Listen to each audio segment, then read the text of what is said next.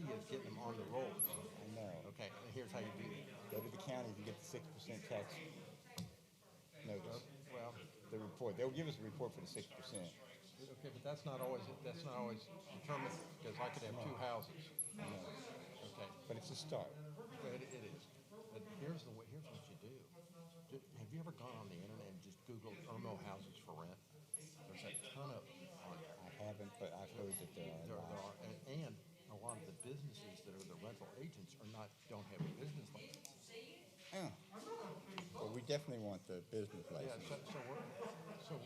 what I suggest we do is hire somebody part-time, pay them 10 to 12 bucks an hour, and just go on the internet and check all those Irmo houses for rent, and there's a lot of them, and the businesses that are managing them.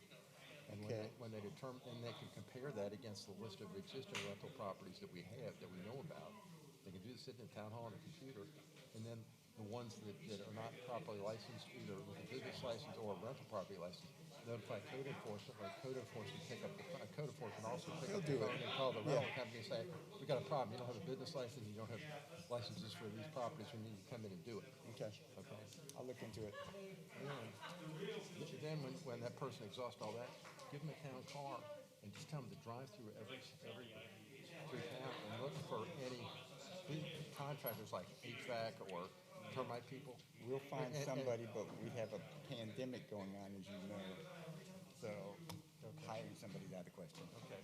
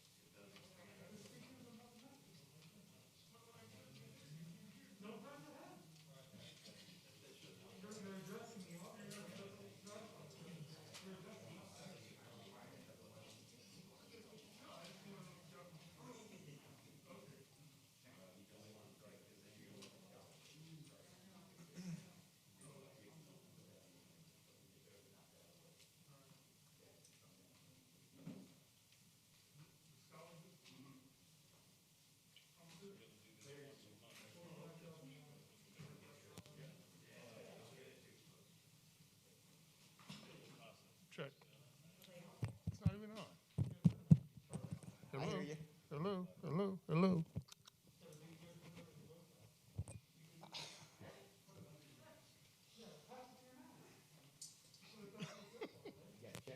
Hello?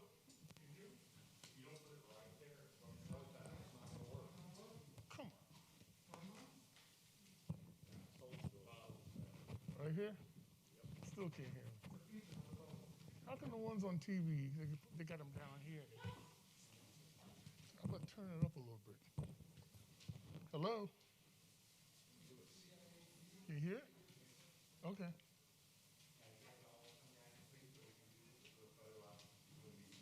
All right.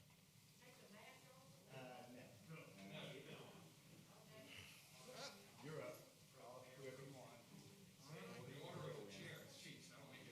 Go on up there and do it. Well, I was going to do a word here. Don't want a word on there. So. Well, all right. Your call. An audible word. We can hear you. All right.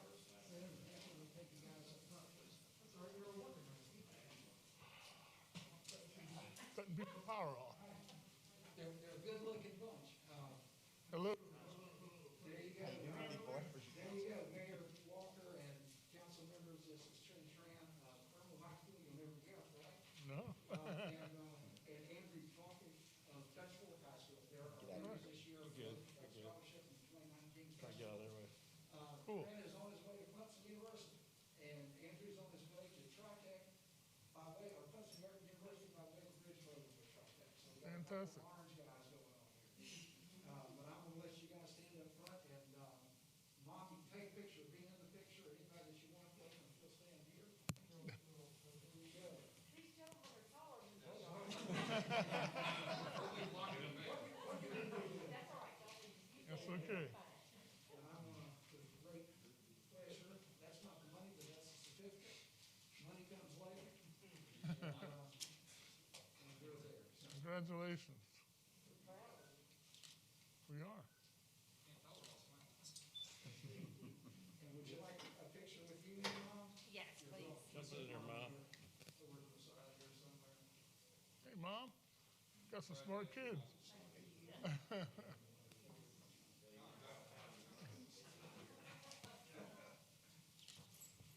tie straight. Thank you. All right.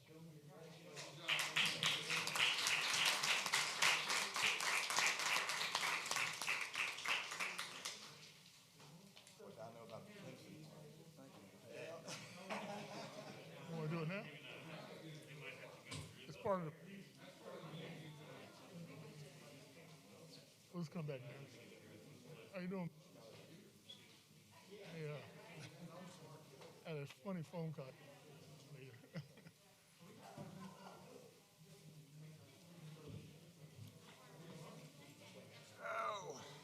Bill, did you get that one? Did you get the second one? No, he was telling me he wasn't getting it, but everybody else is, so I have to check it. I don't know. I mean, I just resent it to him, that's why I asked.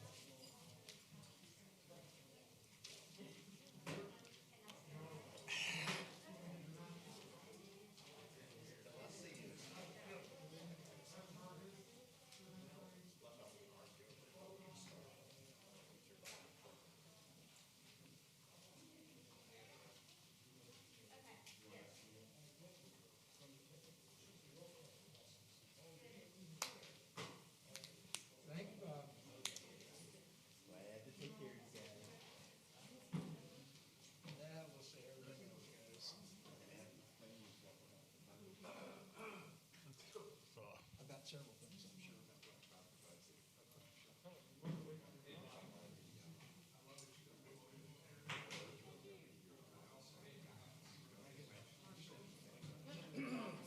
Hey, Mom, how are you?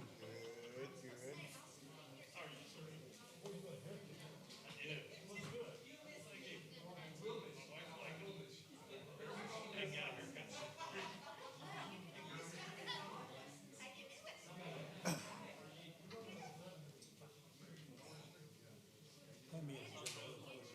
Sir? Agenda real quick. Consider the fact that I don't know what I'm in there. I sent you an email this morning, told you we had a meeting tonight. I'm on vacation this week. Oh, well, go home. Not much on there. There's nothing on there real controversial.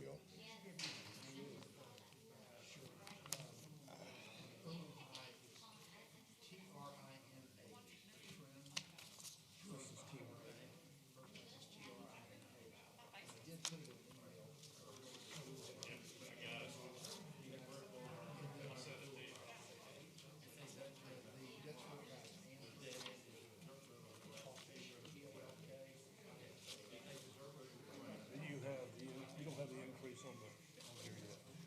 The increase for what? The increase for rental property. September 1st. I just did the ordinance today. Not enough time to get it on there yet. But I've got it done now. I'll send it to you so you can look at it, a copy of it.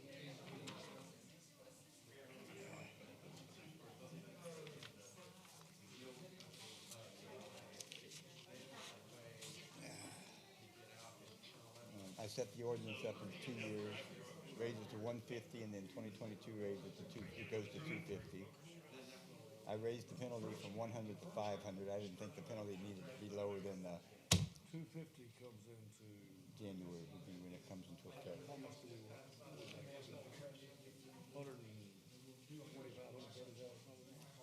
I mean, that's a chunk. Well, you got my emails about the franchise fees, right? I mean, technically we could, state law, there's nothing that says we can't get it from the water The company. thing you do is this. It's no skin off the city property, no. Right. You go have him talk to the mayor, have him on board with it, put it in place. I know. Bang, bang. I know.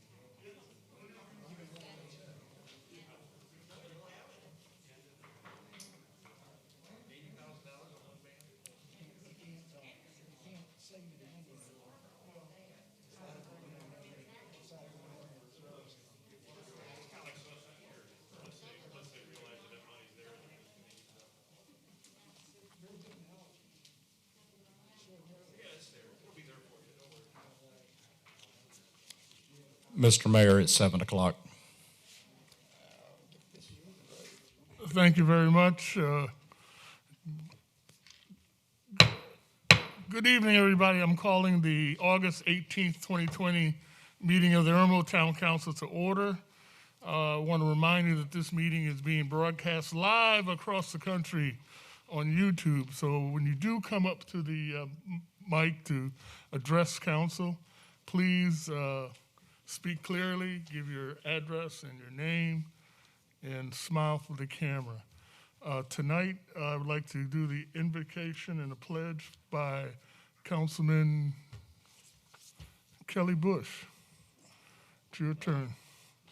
The pledge and the invocation. Please rise. Thank you.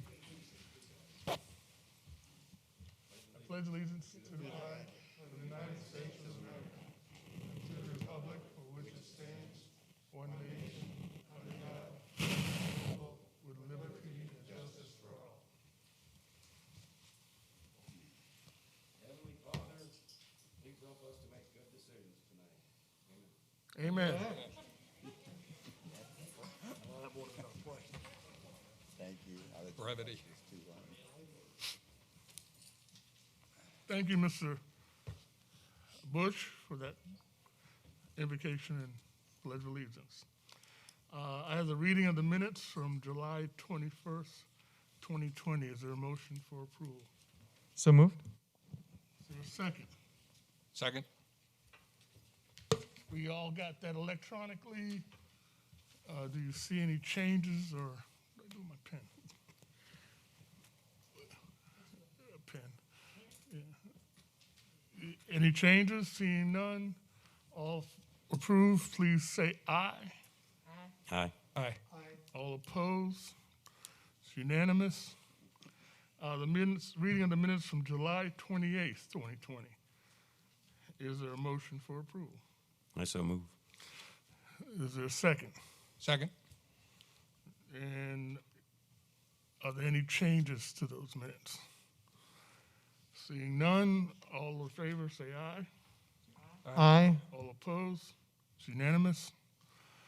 The minutes of the reading of the minutes from August 15th, 2020. Is there a motion for approval? I so move. And is there a second? Second. Are there any changes to those minutes? Seeing none, all in favor of accepting the minutes, say aye. Aye. Aye. All opposed? It's unanimous. Report of standing, administrative briefing. Mr. Brown, are there any changes to the administrative briefing that we received electronically? No, sir, I have nothing to add. Are there any changes for Mr. Brown from the council? Seeing none, thank you, Mr. Brown. Mrs. Sickinger, we have some new in-town businesses to talk about. Yes, sir, we do. New in-town businesses are A&A Frosty Spirits, Cajun Logistics at 106 Bow Church Road, Decision Dynamics at 1 Wellness Boulevard, Rubio Landscaping at 1319 Fork Avenue, Sunrise Counseling at 316 Longbow Court, and the Sheer Edge Salon at 100 Hunter Village, Suite A. Fantastic. Thank you very much. And I like to see that every time we come to this council meeting, our town is continuing to grow. Very good. Are there any amendments to the agenda? Seeing none. I would like to, well, no, go ahead. Consideration of communications. We have several. First one is the awarding of the Small Business of the Month.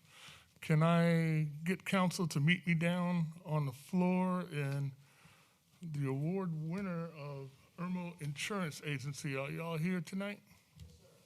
Oh, there we are. Come on. Up front.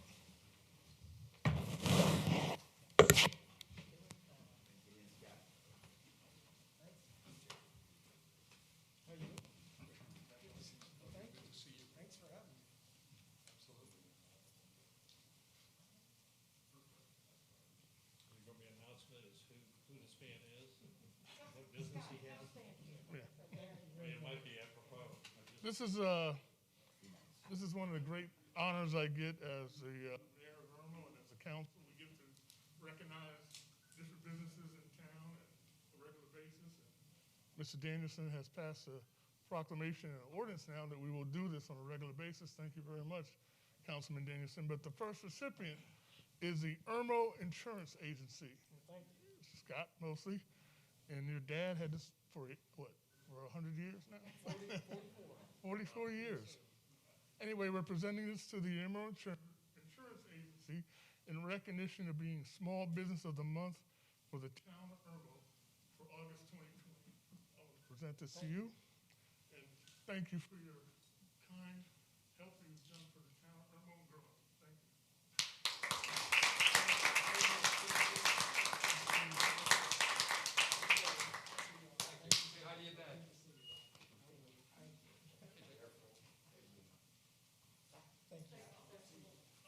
Thank you.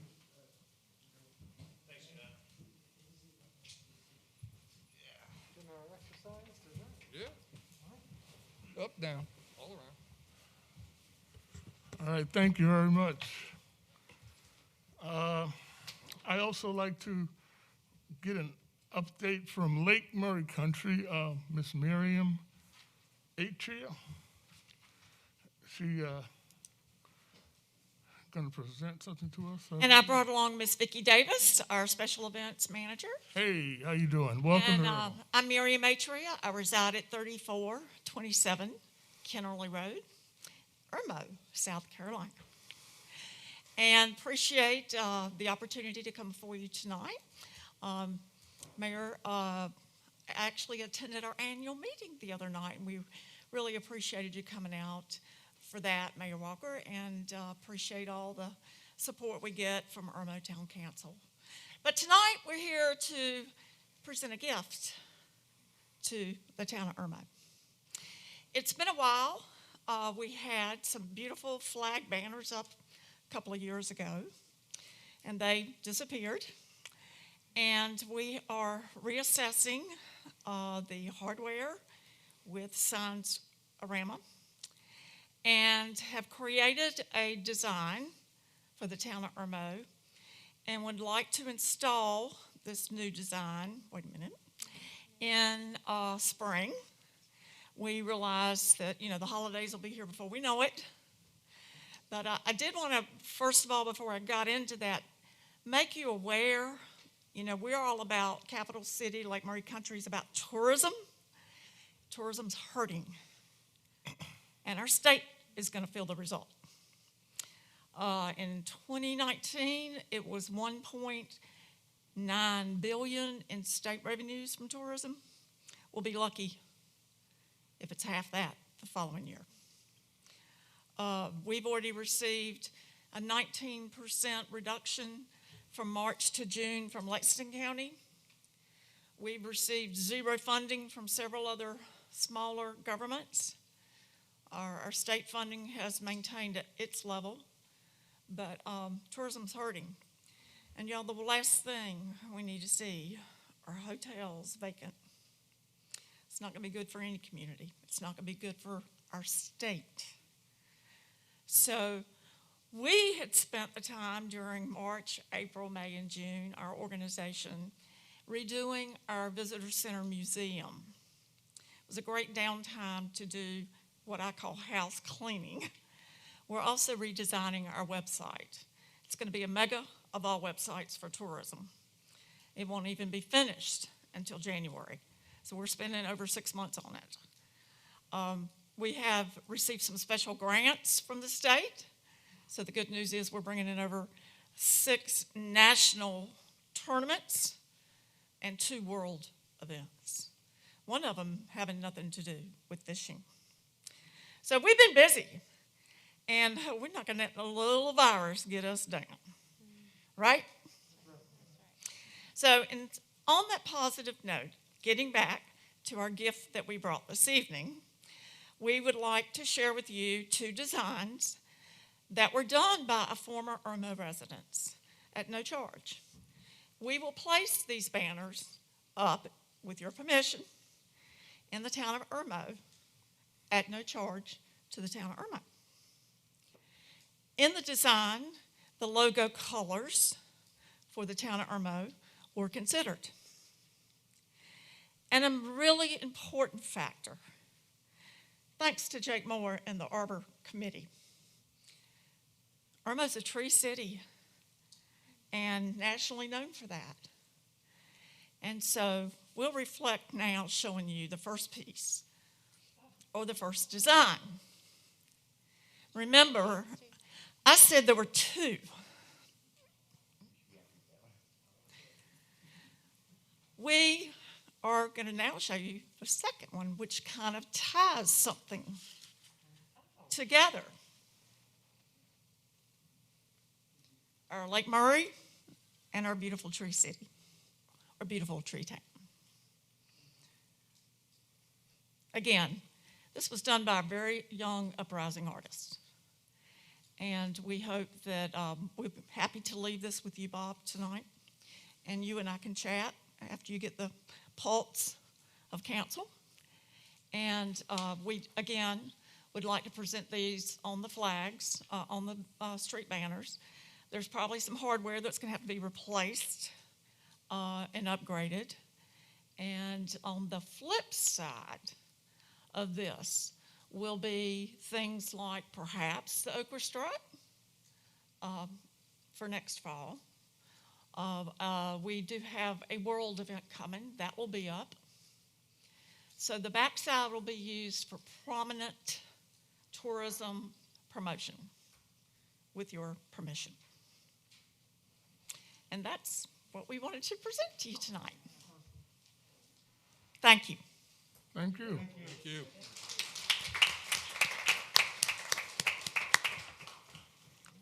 Thank you very much. This is a presentation, and I sent this to you guys through email from the Alpha Kappa Alpha Sorority Upsilon Omega Omega chapter, which is the Irmo chapter. I'd like to bring up to the podium Miss Jemsetta Lovett and her sorors. Anybody else is with her? You by yourself? I'm by myself tonight. Oh, my goodness. Okay, there she is back there. This lady back there. Come on up there. Stand up with her. Good afternoon, everyone. My name is Jemsetta Lovett, and I am the president of Upsilon Omega Omega chapter in this of Alpha Kappa Alpha Sorority Incorporated. And I stand before you tonight. We were chartered here in Irmo back in 1998, and we have been serving the community of Irmo, Lexington County, Richland County, and the Midlands for the last 22 years.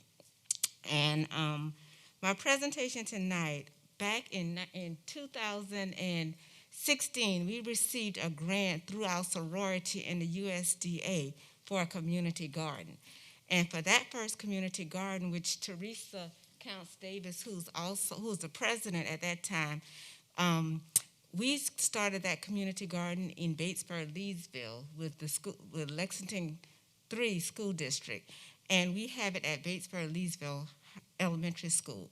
And it has been a very successful garden that continues to this day, that we continue to partner with the school and the community on.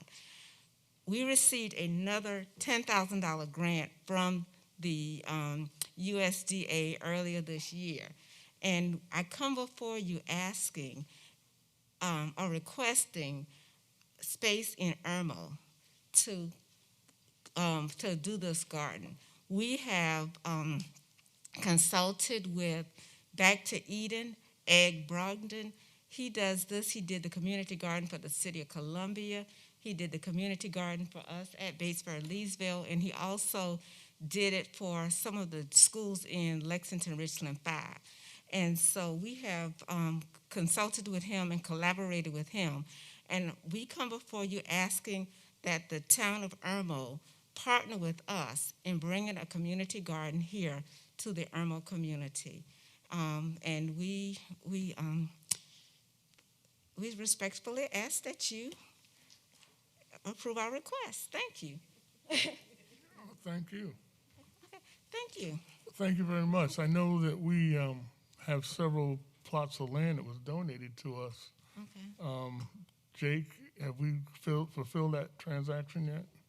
Still working on it. I dealt with the, surveyor's office last week. The surveyor is supposed to be completing his work this week or next. Once the survey is complete, at that point in time, there has to be appraisal done of the property. That shouldn't take more than a week or two. When the appraisal is done, at that point in time, the deed is prepared, given to us, and the town accepts the gift based upon the appraisal so that the owner can take the tax deduction. And at that point in time, we'll have the 5 acres of land. Whether that 5 acres would be suitable, I don't know, but it sure is something we can look at. If that doesn't work, we sure we can find a place. Okay, thank you, yes. That's, Well, listen, thank you very much, AKAs, and Thank you. and thank you for your grant. Thank And you. glad you come with money. There's other people in the community. Frankie Delk, raise your hand back there. The lady back there, she's a member of the community. She wanted to get involved with a okay, community garden. So if y'all would talk to each other and definitely. incorporate, and I mean, it would be a community garden. It would be a community garden. It would definitely be a partnership. And something else I want to mention to you. On August the 2nd, we held our 12th Emeralds of Excellence Debutante Cotillion. And this year, because of the pandemic, we had to hold it virtually. I will let you will be pleased to know that we held it at the community park right here, and it was beautiful. We had over 100,000 views of it on YouTube, and everybody was so complimentary of the park. So I will share that with the mayor so he can share it with you so you can see what we presented in your beautiful park. Ladies, Oh, and we gave away $75,000. wow. Yes, Whoa. $75,000. We can't let this pass without saying, aren't one of your sisters going to be nominated as vice She president? was nominated, yes, as vice president. Yes, she was. Thank you. Yes, ma'am. She was. Congratulations. Thank you so much. Thank you. I'm getting off. Okay. Thank y'all. Thank you very much. As you know, we've had some conversations over the last couple of months about the issues over in Harbison Gardens, which, as you know, is outside of the town limits.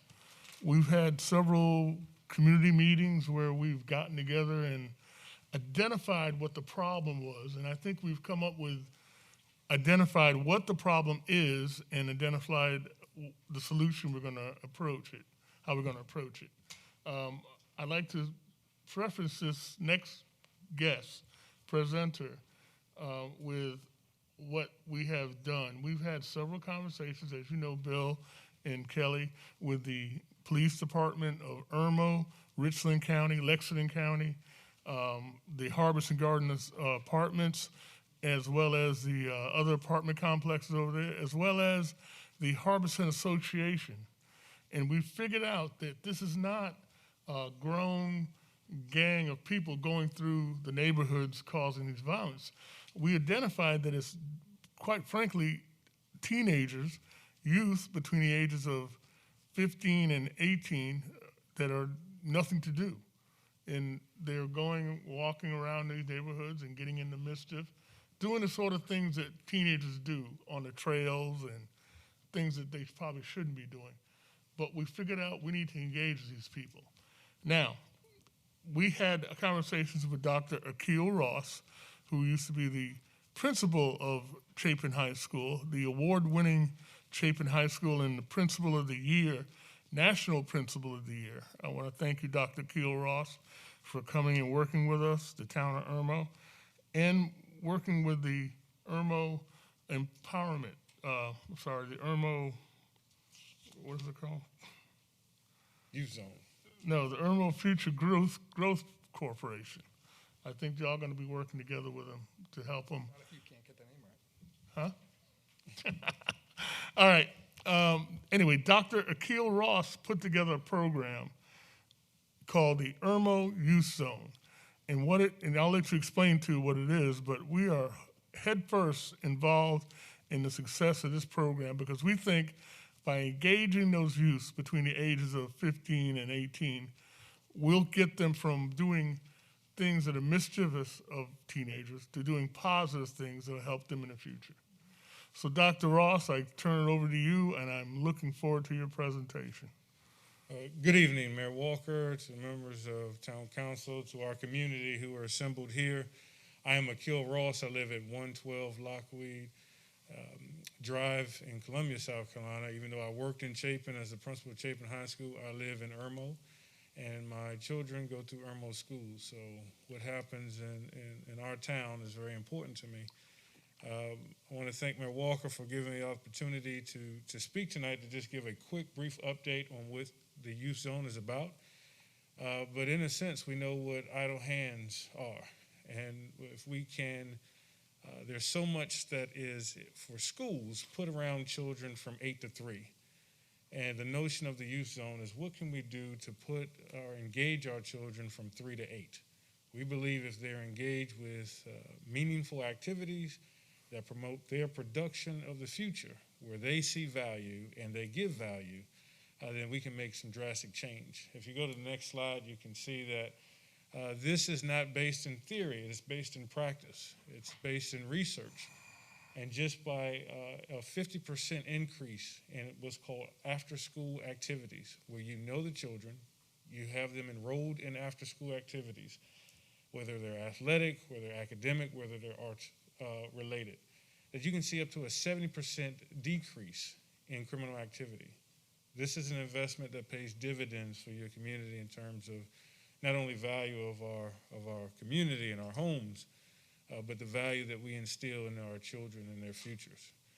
So where we see youth zones, we see a dramatic reduction in property crimes. And so that's the whole initiative. You go to the next slide. That's just the proposal that was brought to this council on July the 14th, and I want to thank you so much for your encouragement to continue this. If you look at the next slide, you'll see the goals that we've outlined, and the mission was to make sure that 100% of the children in our community, and I want to thank just law enforcement, Irmo PD, and what we've seen is that we have to go even earlier. We need to look at preteen, as young as 10 and 11, to engage them into this network of opportunities. And so we have 3 goals. Is one, to identify students who have nothing to do or nothing constructive to be engaged in during out-of-school time. We want to establish partnerships to create opportunities with providers all over our community, things that we can get them engaged in. And then 3, secure funding to make sure that this network continues and is successful. If you look at the next slide, one of the providers is a program I came up with. My company is Hard Ed. It's an education consulting.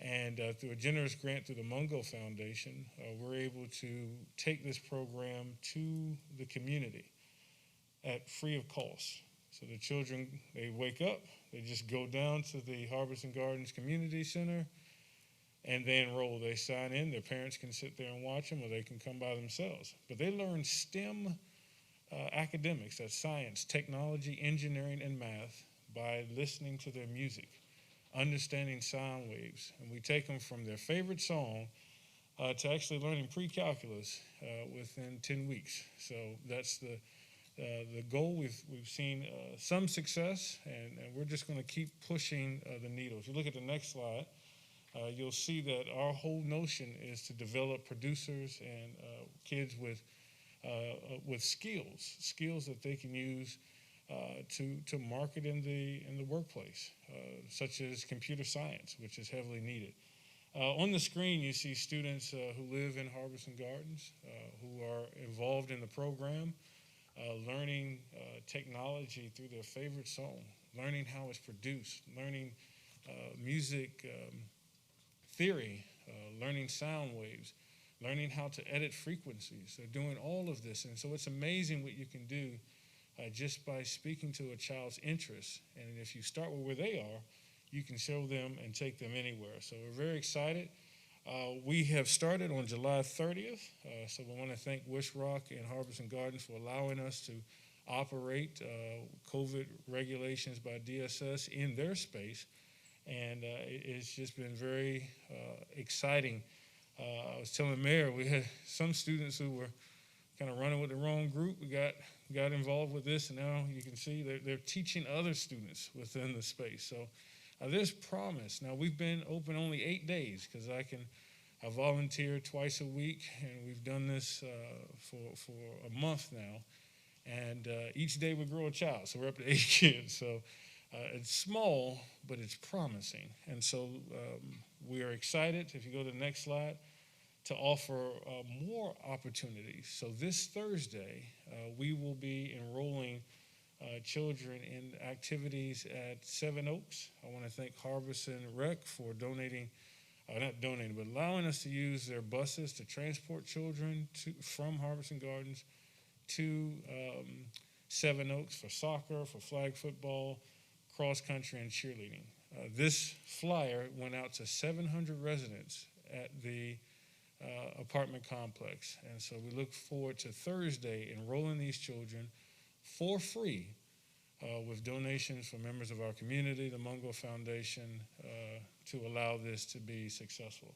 And then the last slide very quickly is just what I hold myself accountable and how you can hold me accountable for this youth zone. And this is our action plan. And the action plan has been in place, even action plan number 3.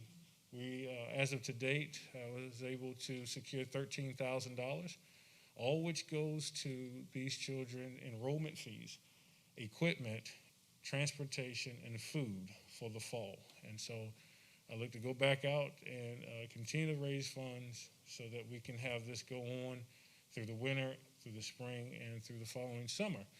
And so, so that concludes my presentation. I stand for questions at this time. Dr. Ross, amazing, simply amazing. And Chief, you can back me up on this.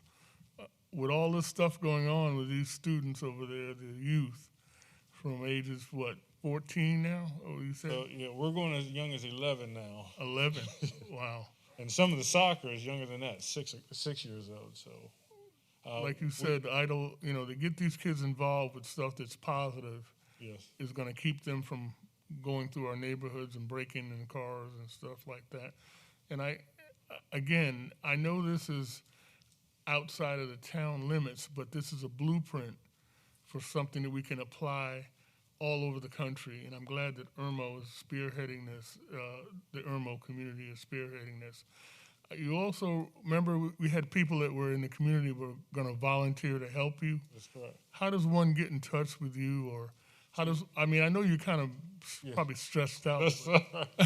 The next slide here, and what I'm really looking for is established programs that we can start to build in the network. So if we have to build trust, we want to make sure that our children are with vetted organizations, and as a former principal, I know about all the liabilities and those things. So right. If we can have established arts programs, music programs that are established, that are ready to receive students, I think we take that in as level 1. And then once we build relationships, I think the next thing we'll be looking for mentors, people that can teach, how to tie a tie, how to use a screwdriver, those things. But that's kind of level 2 when those relationships are built. On level 1, it's what do you want? And then how can I provide what you want? Level 2, when we have the relationship, it's what I want to teach you. I want to teach you how to dress, how to walk, how to speak. So we have to start at level 1 with what are you interested in? And if it's going to be basketball, then that's what we're going to start out with. Fantastic. Any questions, council? I don't really have any questions, but I wanted to say that Irmo's lucky to have you as a member of the community. Oh, we live in a wonderful community, and I'm blessed to be here. Thank you. Thank you. I'd like to say it's good to meet you, Yes. instead of virtual. I'm absolutely blown away. I was blown away at your presentation a month or so ago when we did this. I am very happy, even though it's not in the town of Irmo. I think it affects a lot of our town's citizens, which is what spurred all this into action, the Mungo Company stepping forward. What can, you mentioned that you're in the process of raising $13,000. That'll get you to the end of the year. So what we believe, we found our number. There's 142 teenagers that are centered right into that one community. If we expand that to go just to ages 6, we expand the number to about 300 students. If you take a family, we had a family of 4 in there the other day, a program that's $10 a week would be a $160 bill for that parent a month, which is not sustainable. Right. But no program is at $10 a week. So we would have to really fund these operating costs and these registration costs. So the full scale to cover everybody is about $33,000 a season. However, because we're new, we're starting, we don't have 300 students. So I would raise up to a max of $3,300 a season, and that's transportation, meals, shorts and socks and shoes and things of that nature. So we call that supplies, and then registration fees. The Mungo Foundation has been very generous. The Irmo Chapin Recreation, which I'm a commissioner, has a scholarship fund. We get 20% off at Dick's. I've had a donation of $5,000 just for food. And so everybody's kind of pulling in to make this work. And our goal is to be able to report back to you that X% of the population is involved in Y number of activities for this long.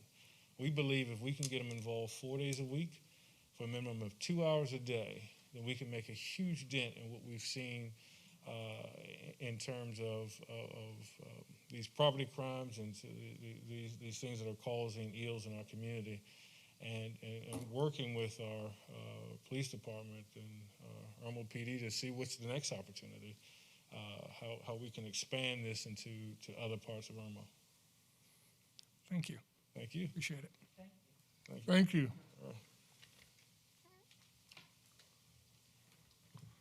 And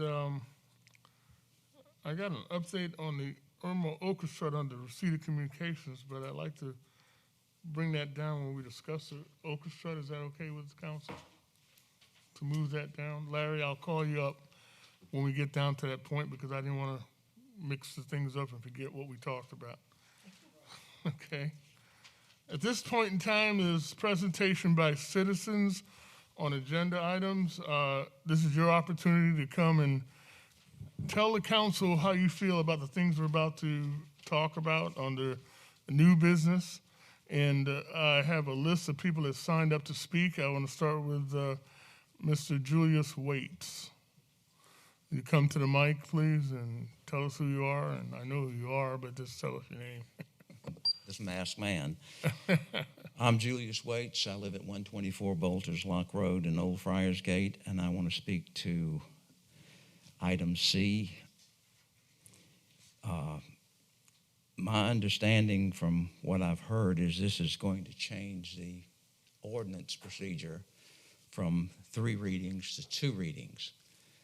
And looking at the attendance tonight, these folks probably don't know what's on it, on this particular item. And if this was the first reading of an amendment of an ordinance tonight, you folks will speak, say what you wish to say about it, and then the next time you meet, you vote whether to accept it or not. Under the present system, we get a little bit more time as residents to know what's being presented, do our research, then come to a second meeting when you folks speak back and forth about it, giving people here another time to speak again. And finally, a third meeting is when you vote whether to pass the ordinance or not. And I think, I know I was a history teacher, and I hate to always talk about history, but those who don't learn from history are doomed to repeat it. And I told my students when I taught, I said, that means we wouldn't have had World War II if we had listened and took care of the countries and had learned from the Great War, as it was called. And it had to be changed to World War I when we had two. I also said, if you don't learn history this year, I'll see you next year in the same class, same seat. City of Columbia jumped the gun several times and pushed items like Air South. City of Columbia had an airline, for folks who don't remember that. They let SCE&G out of a 100-year contract to provide transportation service in the City of Columbia early. And they funded all this with money from the water system and the sewer system that the city provided for its residents in outlying areas, Irmo being one of them. Well, there's no Air South. The trolleys that they put on the streets to replace the buses are gone. There's now a private bus company that runs buses through the City of Columbia and gets donations from towns and other places.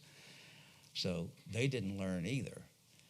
And then they find out that their water system and their sewer systems are falling apart, and they don't have that cushion that they had which paid for Air South and the buses. Thank you. Thank you. Next, Mr. Jason Roush. No, okay. Next, Ms. Barbara Wallman.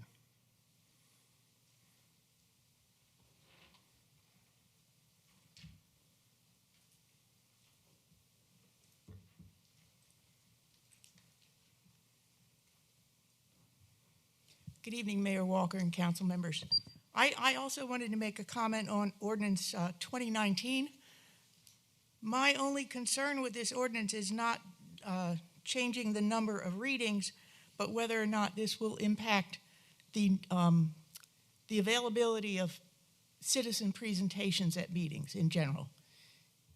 According to the notes that I saw with regard to this ordinance, the second meeting of the month would be used for non-business, but for workshops and things like that. And it also says in here, but only one of the meetings will have action items and citizen participation. And so that's just my concern, that if this ordinance is going to limit the amount of citizen participation every month, then I would be against that part of it. Thank you. Okay. I think, Mr. Bush, we'll talk about that in a second, but I thought we had two meetings a month. One's a workshop and the other one's an actual meeting. But both of those, we had participation from the audience, didn't we? Yeah, but I mean, I thought that's the way it was. Okay. I got you. Okay, no problem. Next, Ms. Carla Mills. Ms. Carla Mills.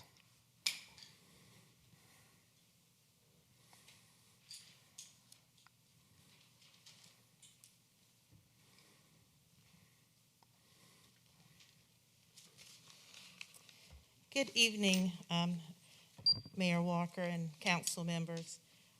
We were supposed to be on the agenda. I think we may have been missed. But I'm Carla Mills. I'm with the African American Association, Alumni Association of Irmo High. I am presenting for Christopher Lee Javis, who's an alumni of Irmo High School. We just wanted to take an opportunity to thank the council and you, Mr. Mayor, for all that you guys are doing.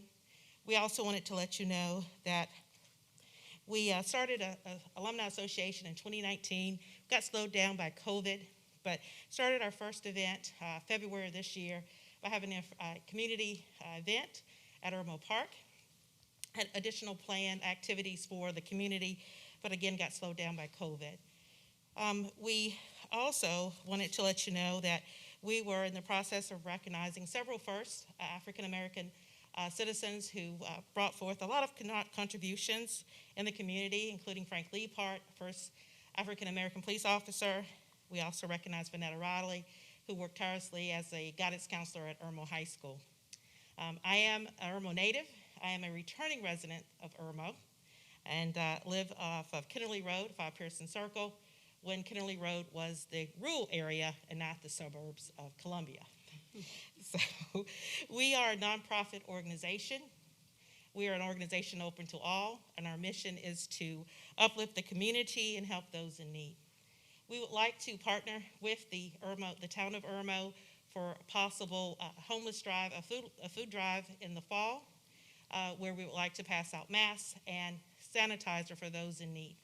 So just wanted to have that consideration presented tonight, and I'm sorry that we're in the wrong order of the agenda this evening. That's all right. So also, Mr. Mayor, we would like to present you with one of the first plaques that we presented, and we missed you at the event. So we would like to take an opportunity to present you and thank you and the council members for all that you're doing for the city and town of Irmo. Oh, thank you. Thank you. Come down and get it. Is it a plaque or something? I like plaques. Of course you do. Go get that plaque. And you blew them off, too. That's Oh, thank you. Thank you. Come on. All right, take a picture. Thank you, ladies.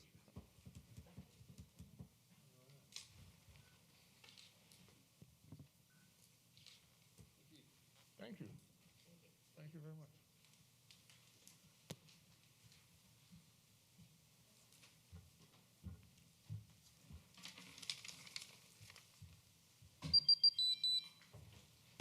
That was totally unexpected. Thank you.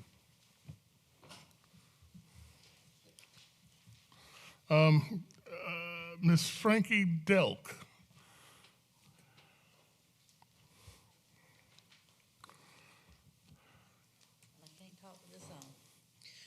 Hi, Frankie Delk, 516 Lord Howe Road. I just kind of wanted to bounce off these ladies that's wanting to do the garden. I've had that dream of having a community garden, and now we're getting an opportunity, so I'm all in. I did an online ask, and there's a lot of people in the town of Irmo that is interested in doing that also.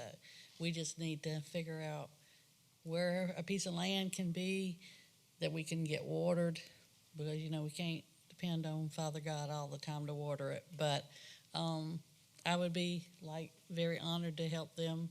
I am part of the beautification committee, so we haven't met since COVID hit, but we can plant flowers in that too. So just want to throw that out there, if y'all will consider me part of the group with that. Thank y'all. Thank you. Okay, and Mr. John Sutherland. Okay. No problem. Thank y'all.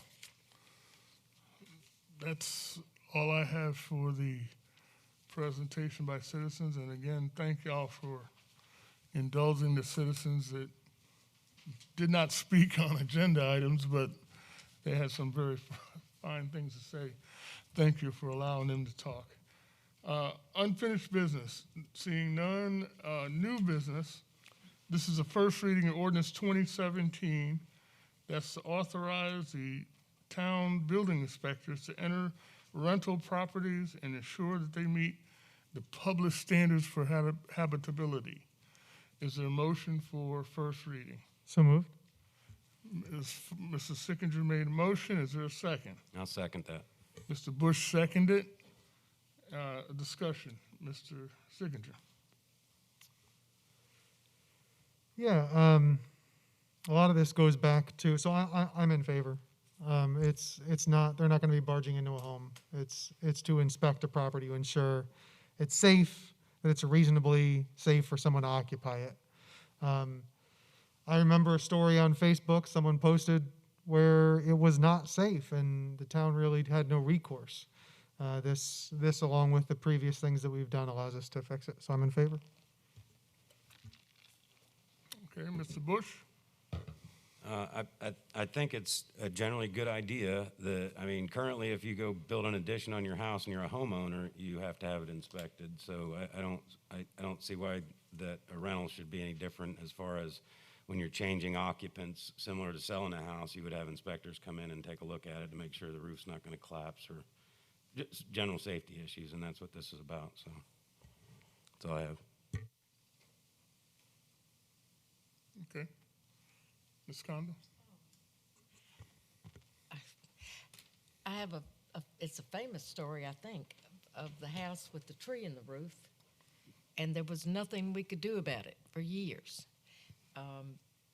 Finally, we passed a few things that would help, but I think this would help the most. I don't want to ever have to confront that again and not be able to help whoever's living there. If it's unsanitary, if it's unsafe, it's partially our responsibility to help with that. So I'm in favor. Okay, Mr. Danielson. I am in favor of this. This is one of those loopholes that the town has fallen victim of for way too long. And the safety of our citizens, whether they're owners or renters, is of utmost importance. So we've got to be able to inspect these upon access, especially upon a complaint from a citizen who's renting a particular property, and it's unsafe. We need to go in and make sure that it's up to code. So I'm in favor.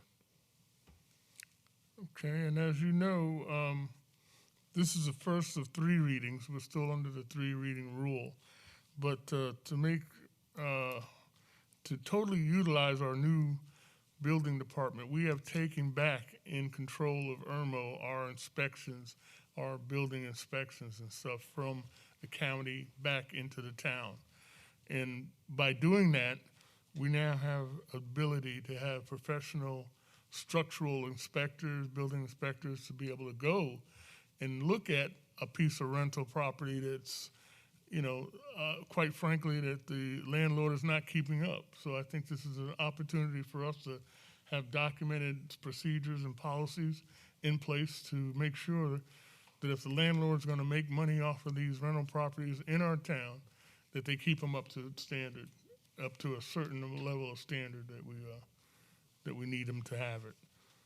Is there any more comments? Seeing none, all in favor? Will the clerk call a roll, please?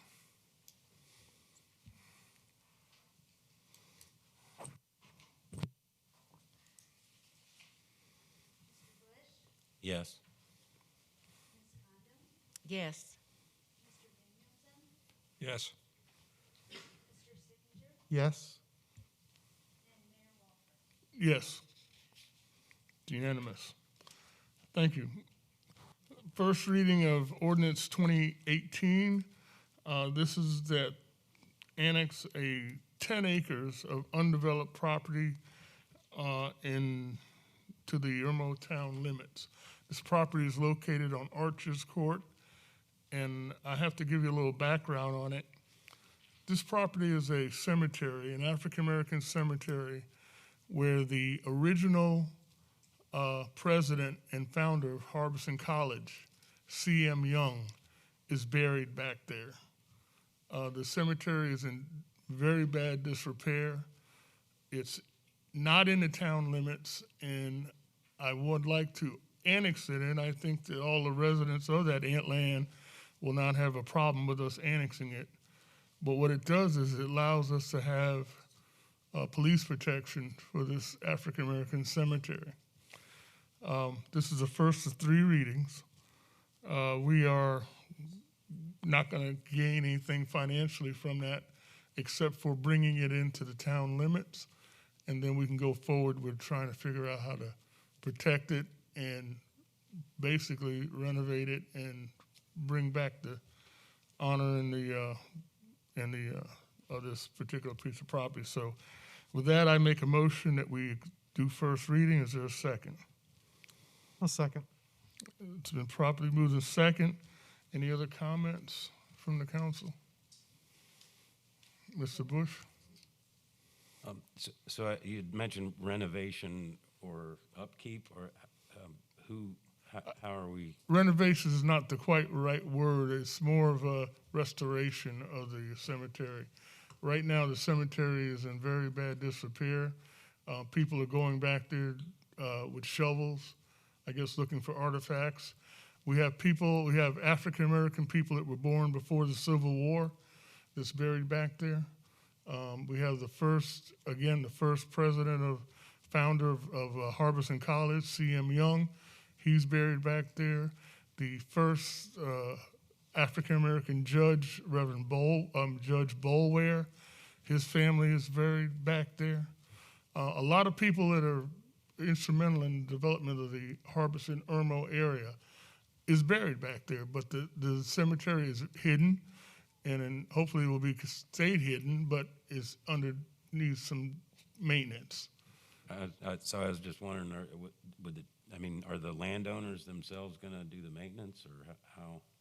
We're going to work on that after we have it in town limits. I mean, we have the AKAs willing to do a community garden. We have the Irmo Alumni Association willing to do projects. I'm sure we can find a group of people that will, under a certain direction, will be able to go back there and clean that cemetery up.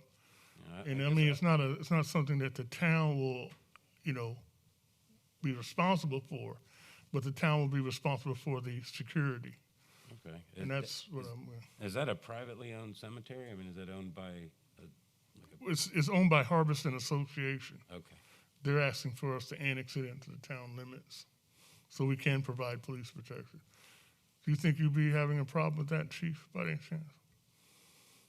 I mean, I'm not aware of any problems in that area with the cemetery right now, so I don't foresee any future problems. okay. Ms. Condon? I am very much aware of the cost of maintenance of a cemetery. While I think historically it needs to be salvaged and it needs to be taken care of, I think we need to find somebody before we annex it. If the chief says it's fine for safety, then that's fine. But I don't think we have the wherewithal to take care of it. We're not taking care of it. We're annexing it into the town limits to provide security for it. Why does Harbison maintain it? Well, Harbison owns it. I guess they're under Harbison's purview. Okay. But what I'm saying to you is that right now Harbison doesn't have a police force. And if people are going back there basically digging up the graves looking for artifacts, by the time Lexington County gets out there, it's a done deal, it's gone. These people can call Irmo PD and they'll be there in 2 seconds, But even beyond that, I would like to see it in the town limits and then, of course, advertise once we get it in the town limits, put together a group that will go there with some instructions to actually maintain or restore that cemetery, especially the people that are, they're buried there. Those are very people that are instrumental in the community development of Irmo. Okay. Mrs. Sickinger? Yeah, does annexing this plot of land have a direct financial liability to the town other than police patrol? The answer is no, correct?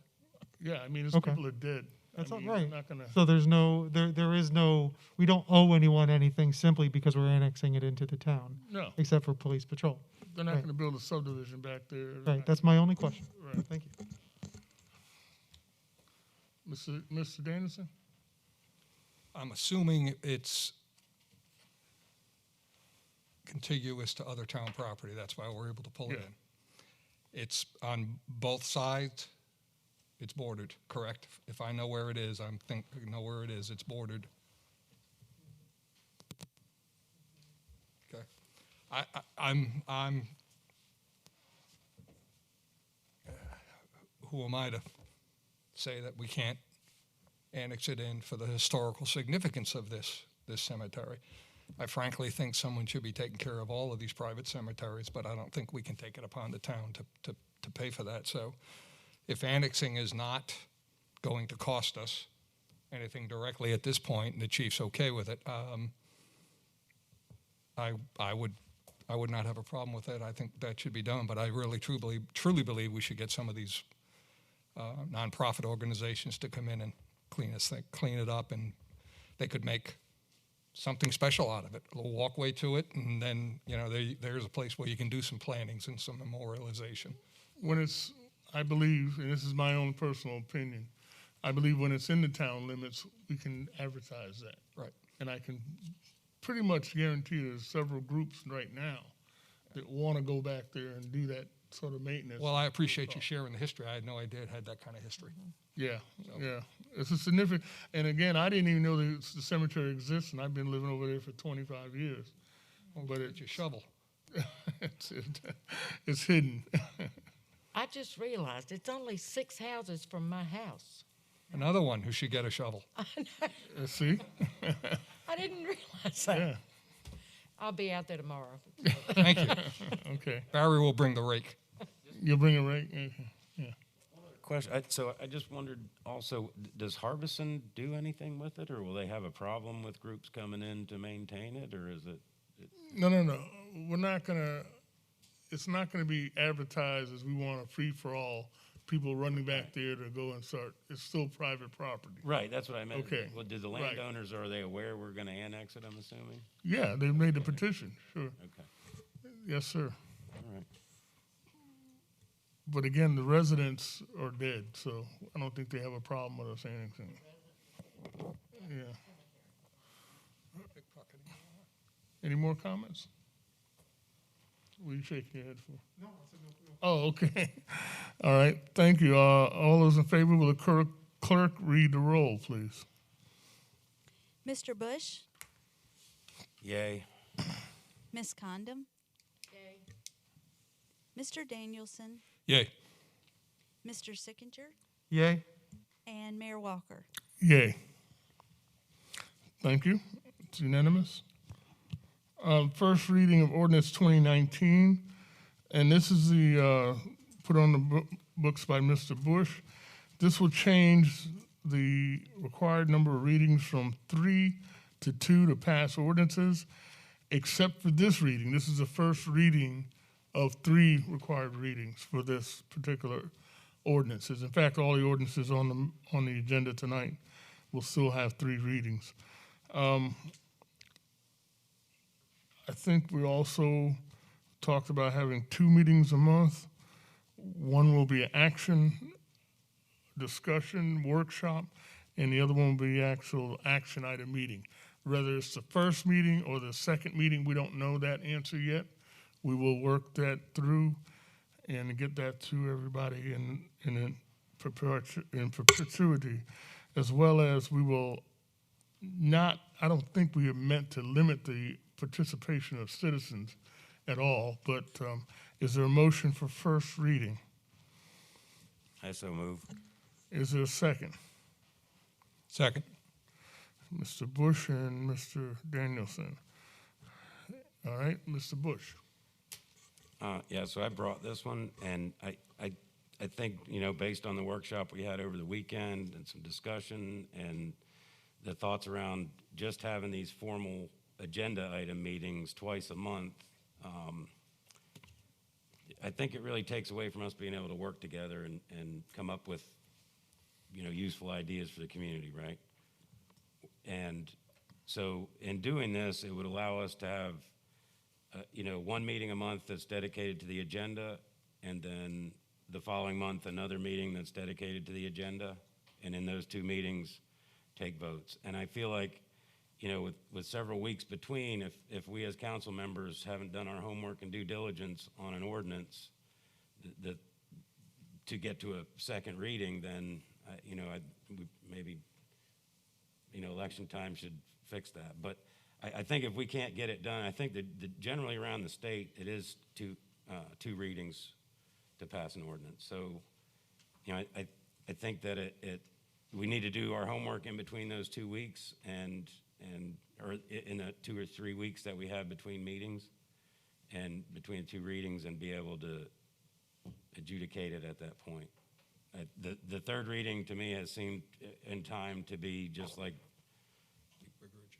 yeah, it's a formality really, and it's, I think our time is valuable, and if, you know, I get plenty of citizen input in between the first reading and the second reading to, now if it's something, I mean, we obviously have other remedies available within the code to table something for, you know, if we don't all understand it or haven't had time to prepare. So there's other remedies if it feels like we need more time on something. So that's just what I was bringing. And I think the workshop really showed us that we can, you know, really accomplish a lot. And I would prefer to be able to have those on the odd meeting times. So anyway, sorry. Mr. Mayor?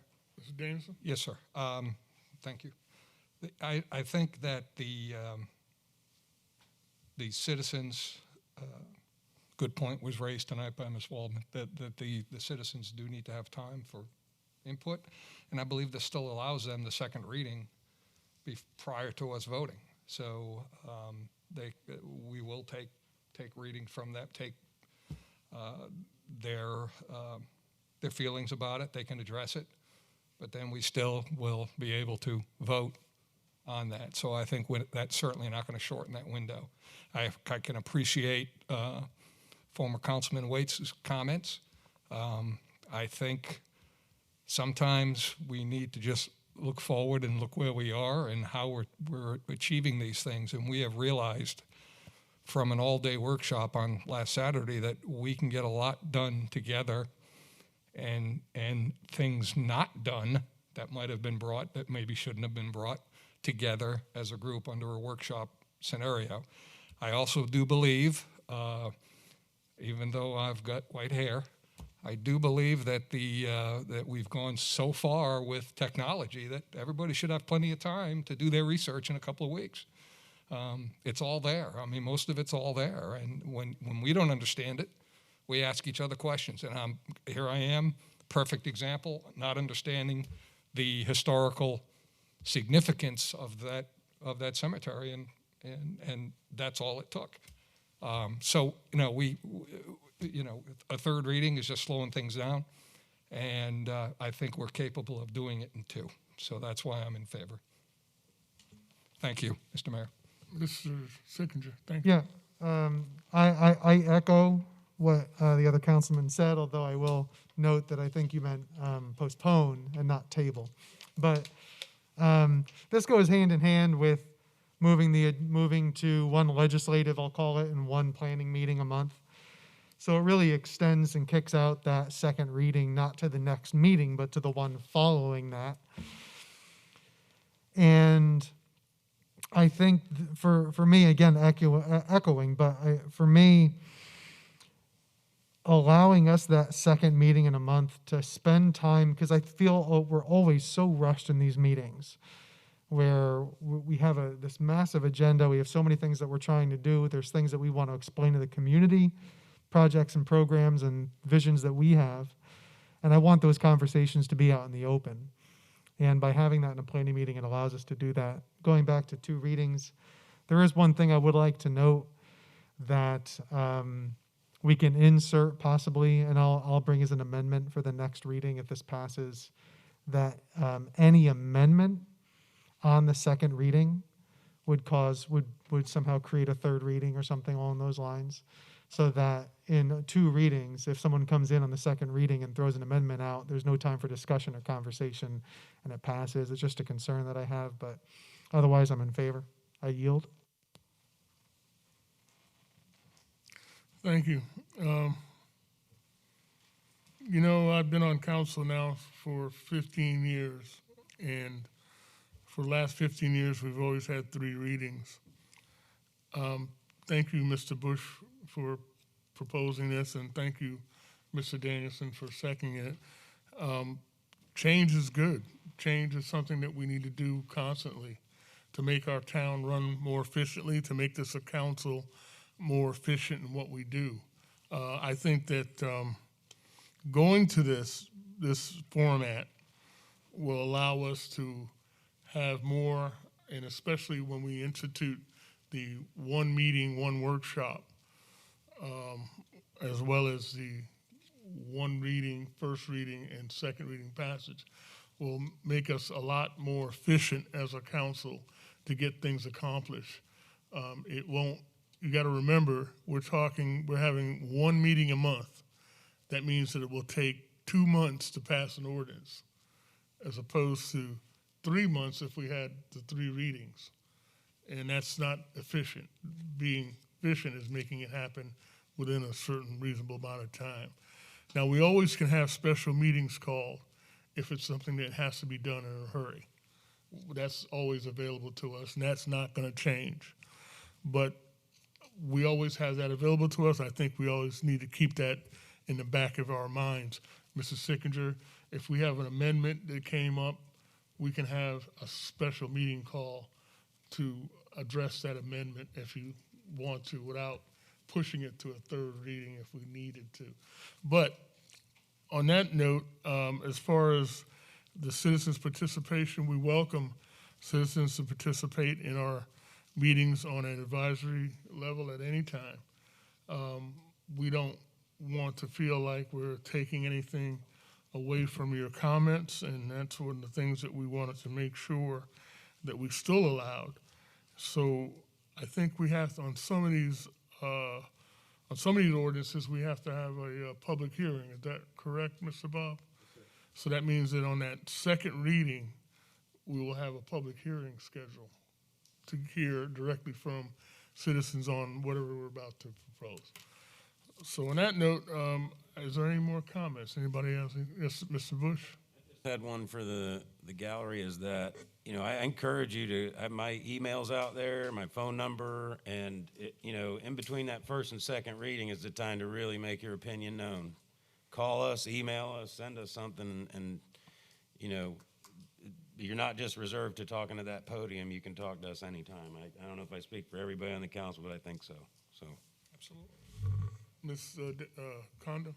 The other thing that the workshop meeting is the most critical thing to me. And exactly for what Mr. Danielson said, I didn't realize exactly the significance of that cemetery until you just now told me. Mm-hmm. And I know, because it's near my house, some bad things have gone on back there.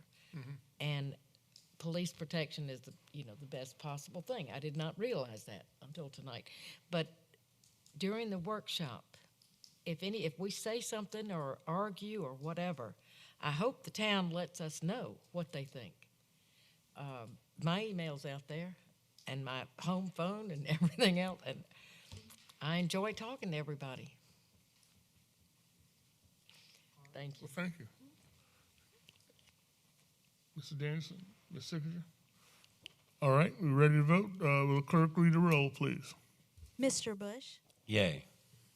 Ms. Condom? Yay. Mr. Danielson? Yay. Yay. Yay. Again, this is the first of 3 readings, and that still is in place. Approval. We have an approval with the hybrid engineering. Mr. Sickinger, you put that on the agenda to prepare plans and get permits for a project costing approximately $90,000. You want to give us some background on it? Yeah. Well, first, do we have a motion for approval? I'll make a motion. I'll second. Okay, great. Now, Mr. Sickinger. Yeah, this is revolving around mowers, Mosley, Road to the Park. It's technically the side street by Taco Bell and the ATM, and on that side, and revolves around all the different traffic things that are happening in that area on Lake Murray, and the right turn only for safety for residents, so they're not crossing over 18 different lanes of traffic going 16 different directions, and this provides a way out. This is one part of a larger project. I wasn't aware when I directed Bob to go this direction that how much this would cost or what that would look like. So this is something I would really prefer to be resolved around discussion, and maybe, I know there's a lot of questions, and we did not get a chance to cover this during our planning meeting that we had. So I would prefer to kick this back. I would move to postpone this discussion on this approval until the next council meeting. Postpone it or defer it? Is that, what do we want to postpone or defer, Bob? You're just deferring it if you want it specifically to be on the September 1st agenda. Is that right? Okay, then I defer. Is that going to be enough time? I mean. Yeah, because the point is that there's more conversation that needs to happen around this item. I don't want to spend a cent of the town's money unless I know what it's for and that it fits a plan, so. Okay. So then all in favor of deferring this until September meeting? I'm sorry. Does that need a second if he motioned to defer? Second. I'm sorry. I'll second that. Wait a minute. The meeting is September. No, not that, so I'm seconding his motion. Yeah. Oh, okay. We got to have a date. Hold on a second. September 1st? No. No? Sure it is. September 1st. Yeah. I thought that's September 1st. Yeah. I thought there was a oh, that's not a holiday. That's No, it's Labor Day is a holiday. Yeah. That's right.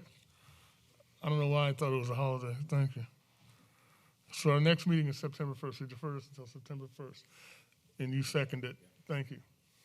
All in favor, will the clerk read the roll? Oh, is there a discussion about the deferment? No? Okay, clerk would read the roll. Mr. Bush? Yay. Yay. Mr. Danielson? Yay. Yay. Yay.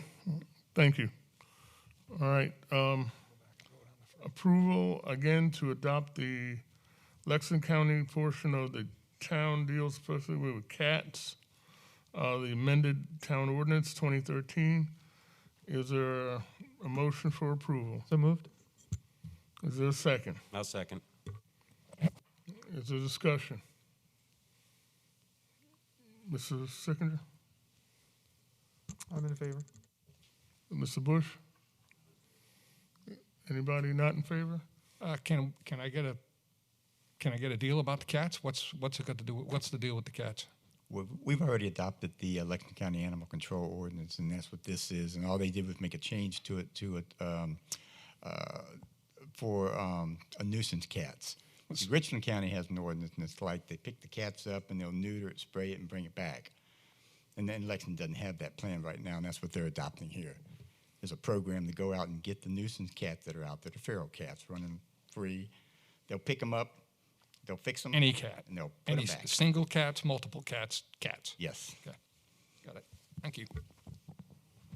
I think Mo and Irma are safe, right? Because they already been fixed. I hope so, yes. Okay. Mo and Irma are our town cats. They live over there. All right. All in favor of adoption? Will the clerk read the roll? Mr. Bush? Yay. Ms. Condom? Yay. Mr. Danielson? Yay. Mr. Sickinger? Yay. And Mayor Walker? Yay. Okay. At this time, I'd like to call Mr. Larry Slaughter to the podium to give us the rundown on the 2020 Okerstrut proposed budget as well as the proposed Okerstrut. Last meeting we had, you were given the opportunity or was given the mandate to put on a strut some kind of way. So now I'm asking for you to present that finding to us. Yes, sir. Thank you, Mr. Mayor and council. The commission's been busy. We've been working. We did look at the recommendations we had initially. We went forward with a budget to hold a a lessened strut, a truncated strut, as you were, that would have included a parade down St. Andrews, ending in Town Park here next to the municipal building, with a daytime event with a little bit of food vendors and a little bit of activity. We put that budget together that you have as the 2020 COVID budget. We passed this through the commission. The commission passed this budget for that event. And we then at the same meeting also passed a resolution recommending and requesting that council not hold this event in this fashion. We're concerned, this is an event that's gone on for 47 years, and it's well regarded in the community and the area, and we're scared that we would, or fear or worry or concern that in this environment having a face-to-face festival could result in some black eyes that just would take a while to go away and to overcome in the future. In particular, we've looked at the governor's recommendations for events over 250. Generally, events over 250 people are prohibited. There is an exception process. We've looked through that. But particularly, we're concerned with things such as it tends to indicate we want to have all attendees wear masks, which would require really council action to make an outdoor event require masks. Then we'd have the enforcement issue. We're a non-ticketed event. We got no walls. We've got no fences. We can't control access, which is a problem from the social distancing aspect. The parade we're concerned with that, again, we initially felt like this was the thing that was most amenable to social distancing, was having a parade outdoors. But it just takes some folks that want to make a point at an event like that to get in the way of other folks. And, finally, we're also concerned about community support with it. Sponsorships, just getting folks to the event. As an example, our decades-long partner in this, the Rotary Club of Irmo Board of Directors voted to, as they put it, keep Okerman in quarantine this year. They just did not feel they would want to be part of an event, even though it was a limited event. On the other hand, we've gotten very excited about the concept of a virtual orchestra. And we've put that together, since our last meeting. It's just taken root and developed, and we think we have a superb plan to have a great orchestra. And a lot of that was input that some of you folks have given us. But what we feel like we can do, not feel like we can do, what we can do is an event that is a day-long event on Saturday, September 26th, that would be an online streaming event to begin, and that would be in place of a parade. We would take dignitaries, we'd be asking community groups, we can take our list of folks that we want to include in that kind of a day-long virtual parade, virtual festival that would go. We feel like that the participation in that would be far higher than if we have just folks in the park in a face-to-face event. And then that day-long virtual live stream would then lead to a drive-in event, a virtual concert by our headliners. They're putting, this would not be somebody sitting in their living room. This is a professionally produced, first-rate concert by our headliners, which are Sister Hazel. We do it at a drive-in in 2 locations in Irmo.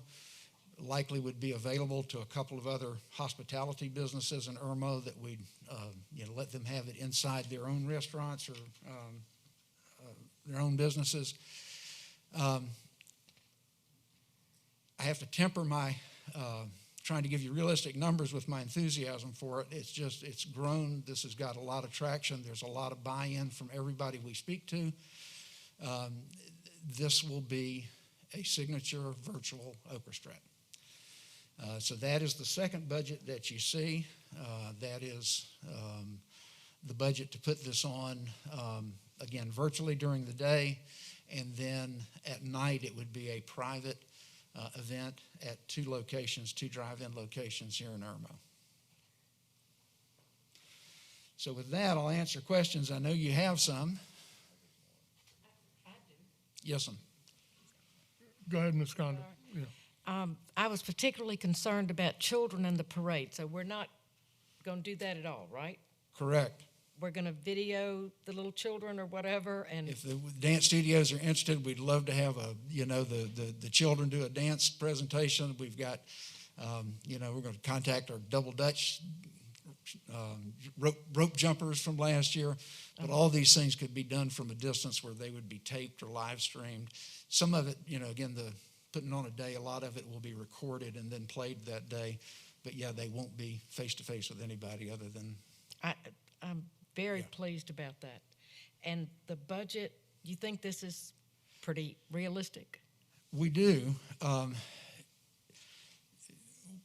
believe that the income opportunities are really better in this virtual event than a scaled down in-person event. People that wouldn't participate in an in-person event, we're pretty comfortable will be a part of a virtual event. Sponsors,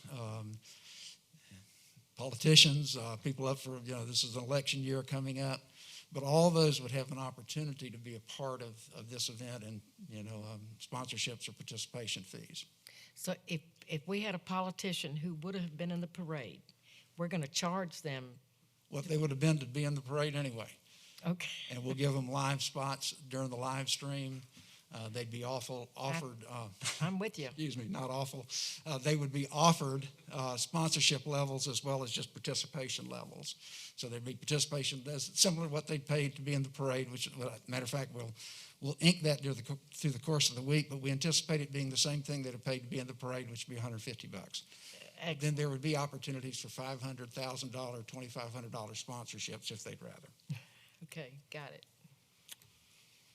Okay, I got a quick Mr. one. Bush? Can I follow up on hers? Will it be like an MC type format where somebody, because you let a politician on the air, somebody better be there to turn them off. Yeah, good call, sir. The anticipation is that most of that would be pre-recorded and in a certain time frame, and then there'd be an MC for continuity that would be then plug it in, their point of time. Sponsors would have, maybe 5 appearances depending on their dollar amounts during the course of the day. That includes us. Well, and those are, folks that we would consider dignitaries who are not in the election cycle, we would be inviting just as we would before. The governor, and would allow him the same, just using the governor or the attorney general. I don't believe any of those are up for re-election this year. So we, offer them the same entry for free because we would have them in the parades as a free participant. Okay, Mr. Sickers? Yeah, so to clarify for me, you're calling it a virtual event. It's really partially virtual and partially drive-in style. Correct. Just to clarify, okay. And for the non-live, non-drive-in portion, this would be live streamed on YouTube or Facebook or something like that? Or something So like that. Exactly. the We're still working it out. Okay. I just want to clarify because put a little more clarity into it. So the concept is that at home and on maybe public access or whatever, people are watching the parade, the virtual parade, and the virtual folks coming around as they kick around the house, and then later on in the day go to wherever to watch the Sister Hazel and hang out. That's correct. People come to the Ochre Strut for a lot of reasons. They like to see what's happening in the community. But, frankly, people go to the Ochre Strut because their granddaughter's dancing with the Southern Strut. We think those same dynamics are going to drive them to the live stream. They're still going to want to see their granddaughter dance at the Ochre Strut. It's just going to be virtual this time. And maybe a question you won't like, but I have to ask it. If we said today Nothing. It's over. Next year, let's start planning. But it's done for this year. How much money is spent right now? Right now, there is spent about $1,100 for masks, souvenir ochre strut masks, and we are under contract with our website and social media company, and that is an $8,000 contract. It's an $8,000 contract. Again, arguably, if we cancel it, it's probably more work than would have been had there been a strut. So that would be it. There'd be a $9,000. Last year, in the prior year, there was a deposit paid for our headliner, and so that's a prior year budget. Mm-hmm. The status, if we said no, I would give the contract to the town attorney and let him review it. It's a contract for $20,000. We've paid $10,000, and whether they owe us $10,000 or whether we owe them $10,000, that'd be a town attorney call to make. Okay. But we would lose the deposit, right? Well, that's the question. We made a deposit of $10,000 last year, right? Okay. That's the question. Yeah, I don't know if it's in the. Don't we have isn't there a legal question here that, because due to COVID, is Sister Hazel willing to fly here right now? Are they willing to come to Irmo, South Carolina and put this concert on live if we ask them to? I couldn't tell you that because I haven't asked them to. But I would presume that, they've got a contract to do that. And yeah, there's a legal issue. Due to COVID and due to everything being Right. shut down by the governor, technically that contract should be null and void. I'm not a lawyer and I didn't sleep in Holiday Inn Express last night. And I This did would be not. a great place for my lawyer to answer the question, but he doesn't seem to be sitting at the table right now. And to be quite honest with you, the contract would have to be read. Again, I'm not a lawyer and I didn't sleep with you at Holiday Inn either. I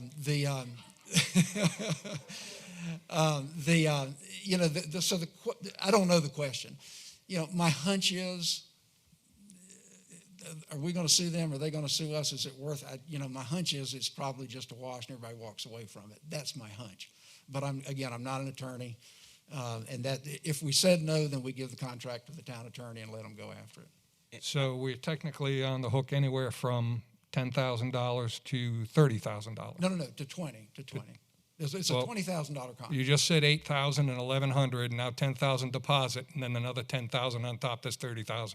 Excuse me. Oh, I'm sorry. I beg your pardon. Yeah. So you're saying the $8,000, I didn't sleep in a Holiday Inn, but I know the payroll business, my friend. I know the numbers. Right. So we are at risk right now of $30,000 loss. Kick it in the can.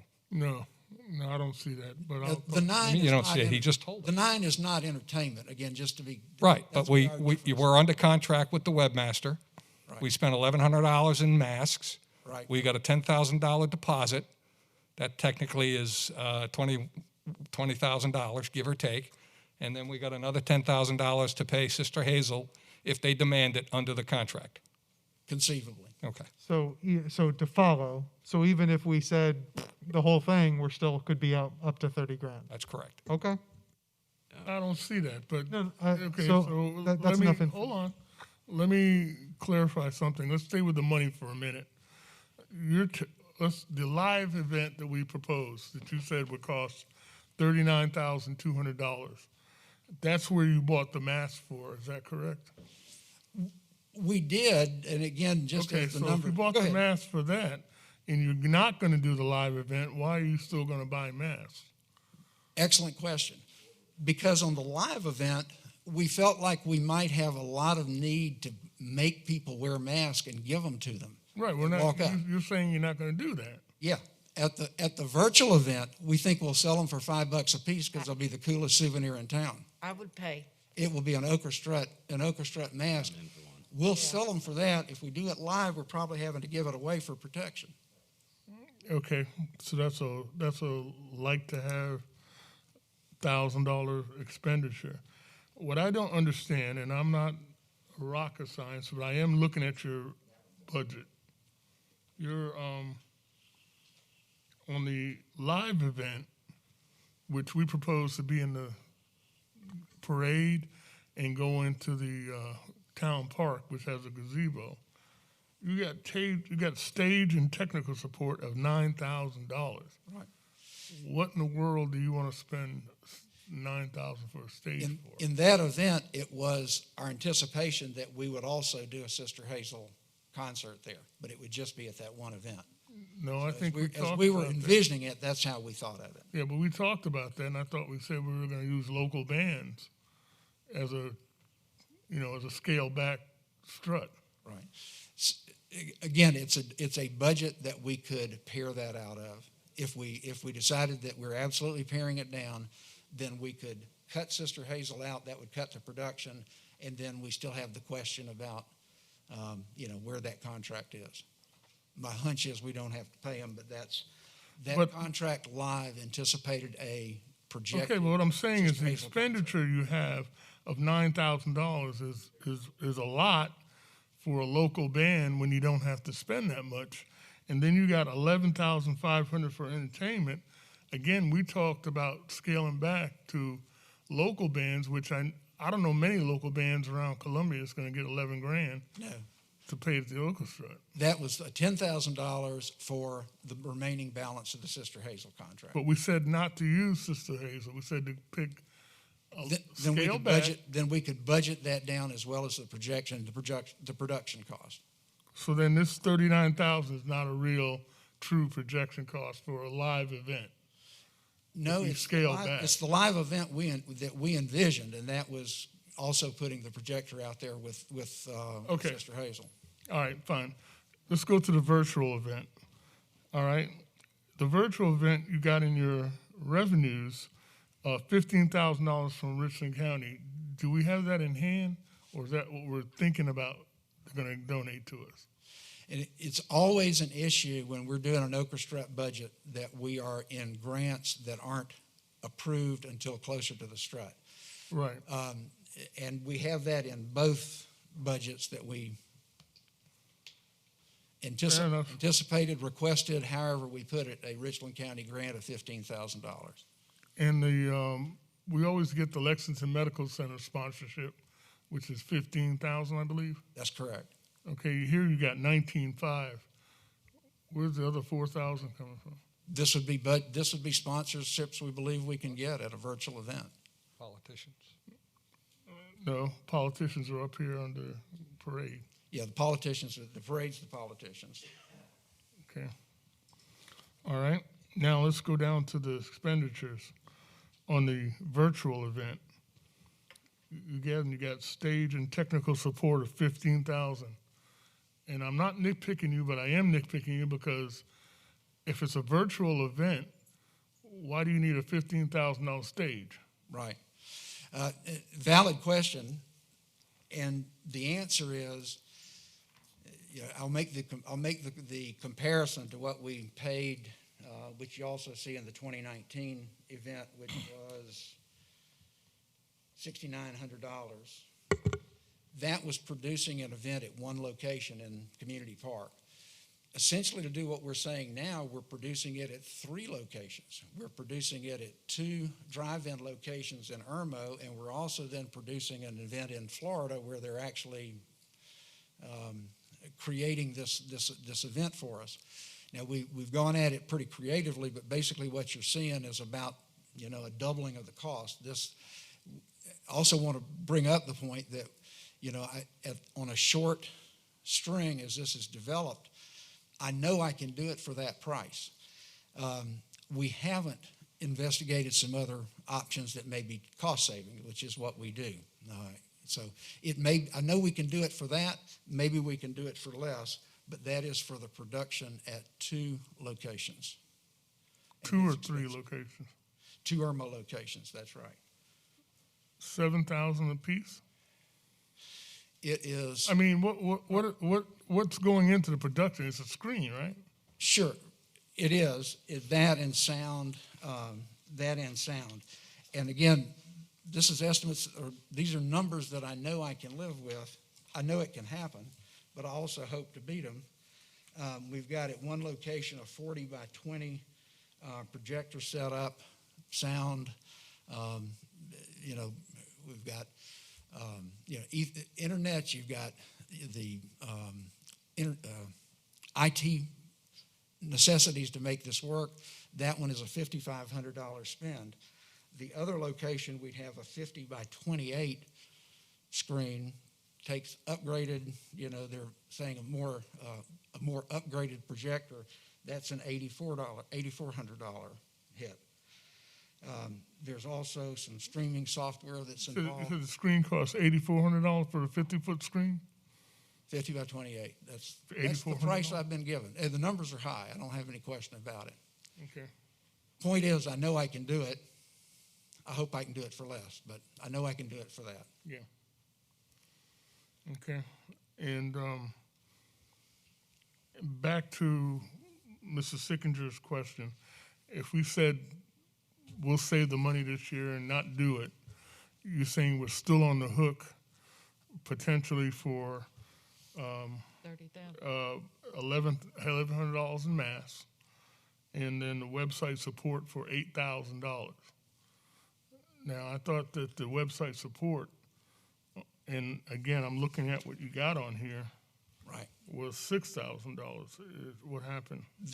No, that's the marketing media. I'm sorry, website support right. was $3,500. It's one contract is spread over two line items, which is that marketing media and website support. And it is the website, it is social media support, Facebook. It's all that's in both of those things. Under the normal strut, we would have spent $18,000 total on those two items.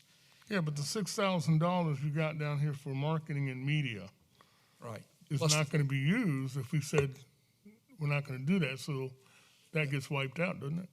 No, it's over two line items. There's $6,000 for marketing and media, and there's $3,000. Actually goes up to $3,500 on website support. Right. So that's $9,500 on the virtual event. Actually, she has reduced her contract to $7,000, but it gives us $2,500 of other PR contract to be approved, and we really don't plan much other than PR and social media event to drive this.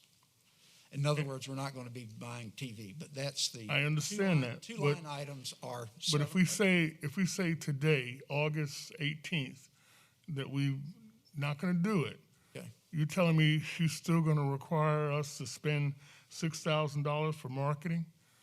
That doesn't sound right to me in my contract. If you cancel it, gotcha, you're already getting the $3,500 for the media, the website support.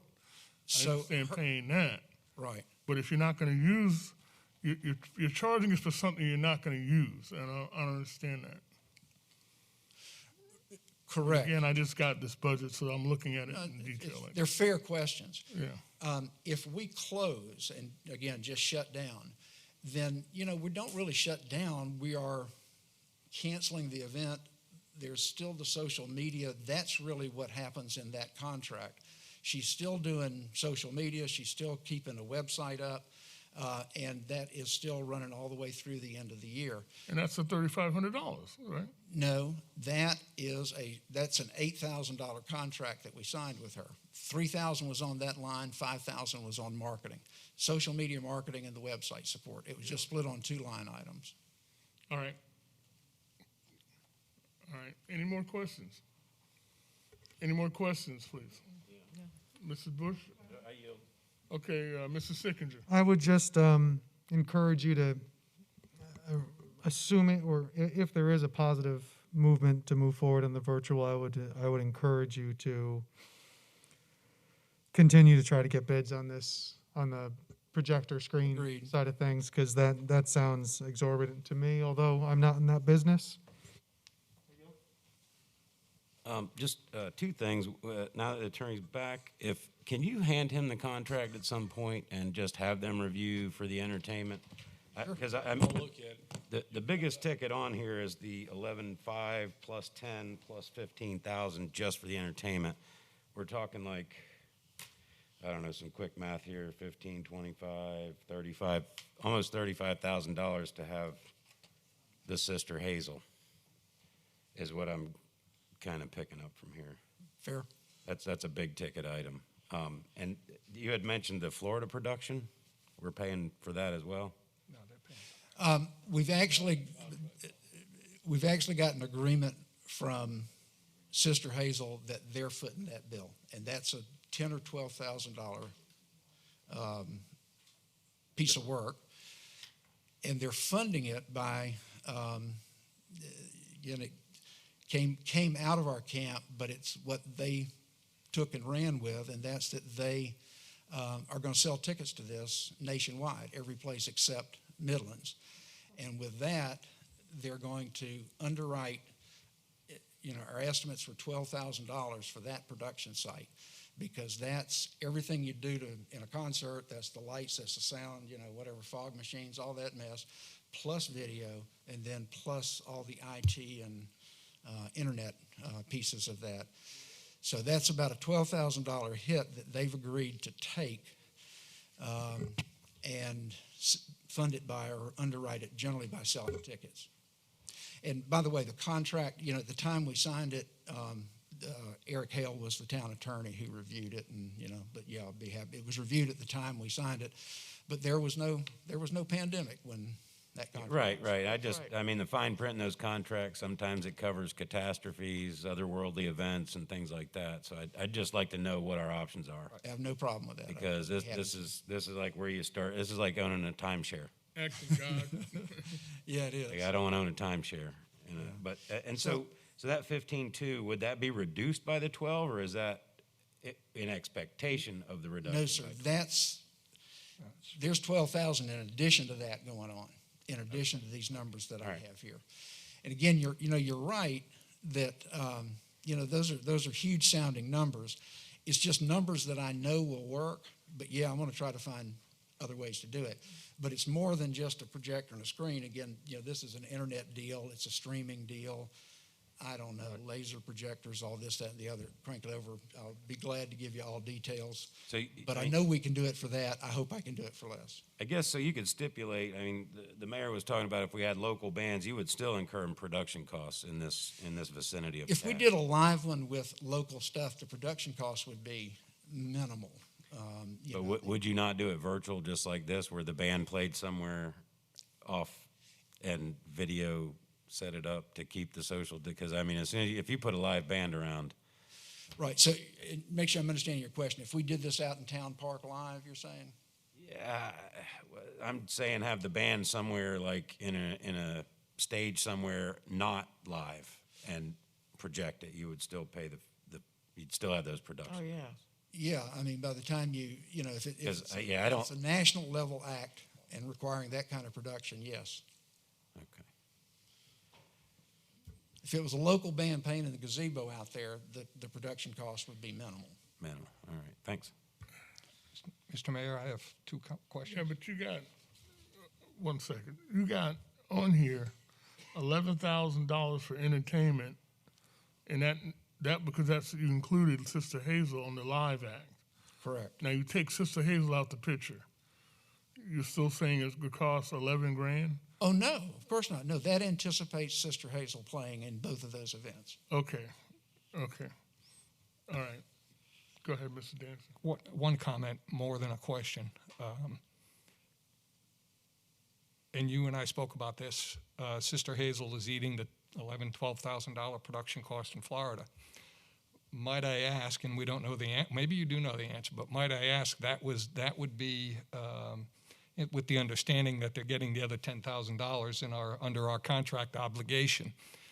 So you may find that not to be as sincere an effort when we don't pay the $10,000 via the contract if there is no technical legal out. That's my first concern. My second concern, have you confirmed with Lexington Medical Center that they were in to sponsor an event that is virtual with this drive-in feature? Have they confirmed they're in on the deal? We're piece by piece. To start with, Lexington Medical Center's paid their sponsorship fee, so it is in hand. Okay. And Councilwoman Condon did make contact with them as we were looking at a scaled-down event, and the feedback we got is that they were in a responsible event. They were fine, so they were okay with the scaled-back event. We have not had an opportunity yet to run by the virtual. Thank you. They actually had faith in Irmo.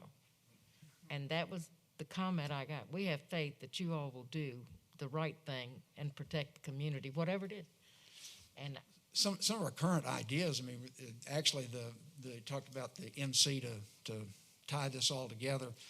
And again, this is a lot. We're working hard on this. But one of our thoughts right now is that we get their big van that they usually bring to the Irmo Strut, park it up at Lexington Medical Center Irmo, and that would be the backdrop for the MC through the course of the live event. So we think we're going to treat them right, plus the feed of Sister Hazel that comes through the night will be tagged with, our bug, Lexington Medical Center bug, that kind of frame as what we're projecting out. They're going to get a very good bang for the buck. Again, I got a balance. I mean, just my excitement for this. This is a cool process. Nothing is live in our area. Every festival has shut down.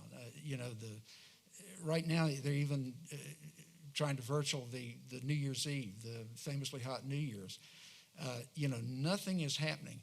We will be the only event, and this will be I think we're doing what nobody in Midlands has done, and arguably I don't know that anybody in the country has done this.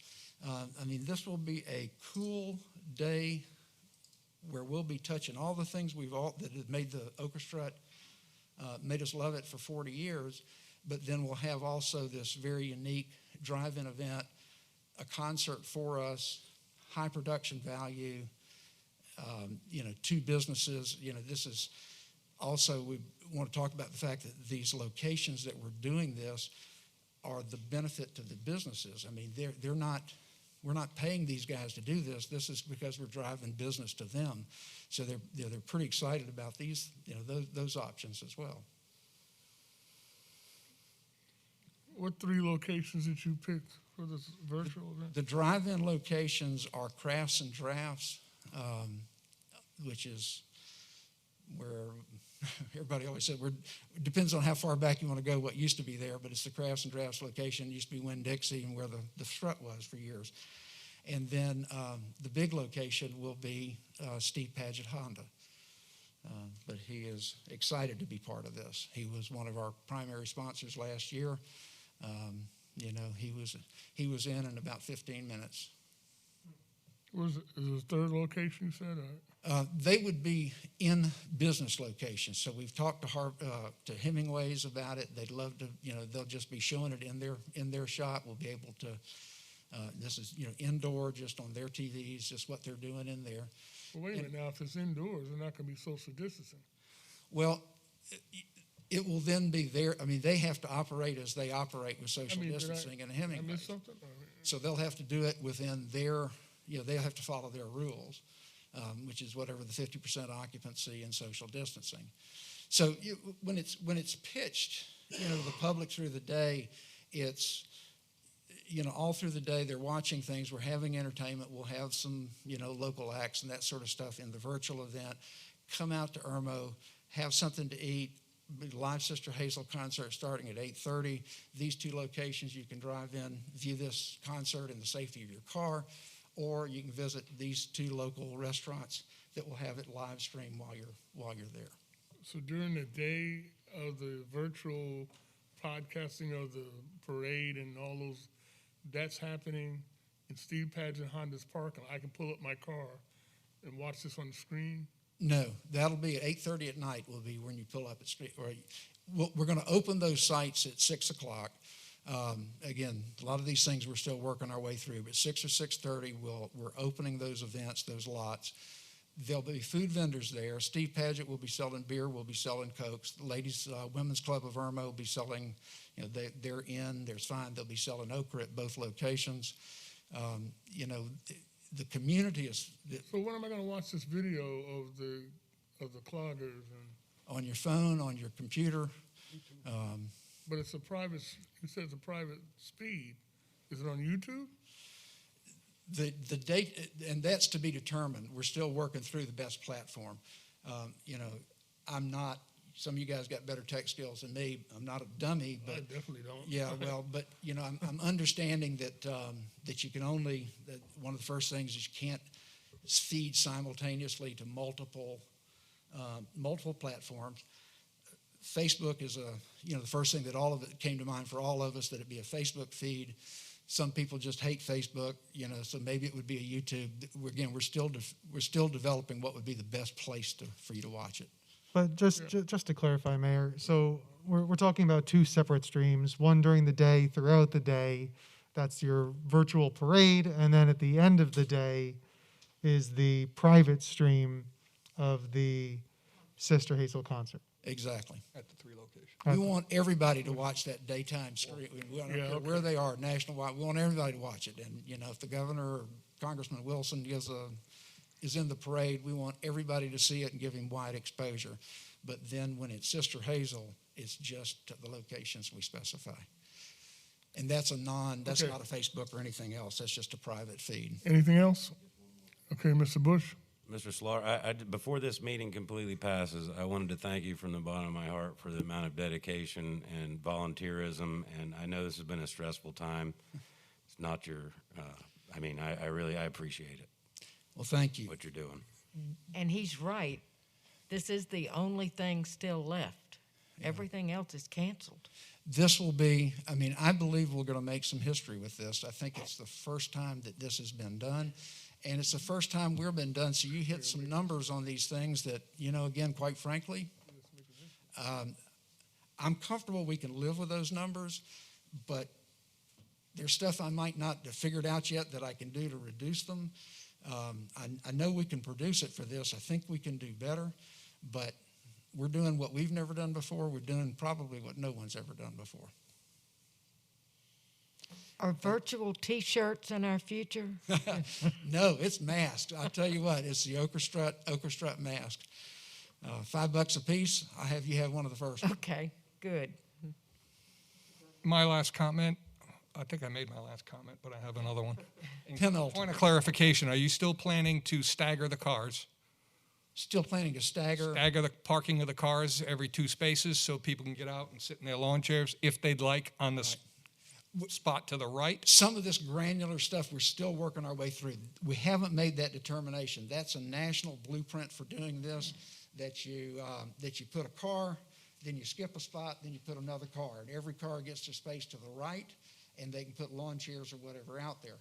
Now, we've got room for that probably at the Steve Padgett lot, but the first thing that leaps to my mind is the capacity. sound is going to be in their car. So why do we want to, why would they want to? So, again, we're working our way through that. There's room to do it at Steve Padgett, to be sure. Okay. 740 parking places at that spot. That's what was my look. Thank you. You've done a great job, Larry. Thank you. Thanks. Okay, thank you, Larry. Any more comments from the council? I have one. I just, again, live versus virtual, to me, it's a lot of money to spend on this event. I get it. I don't think that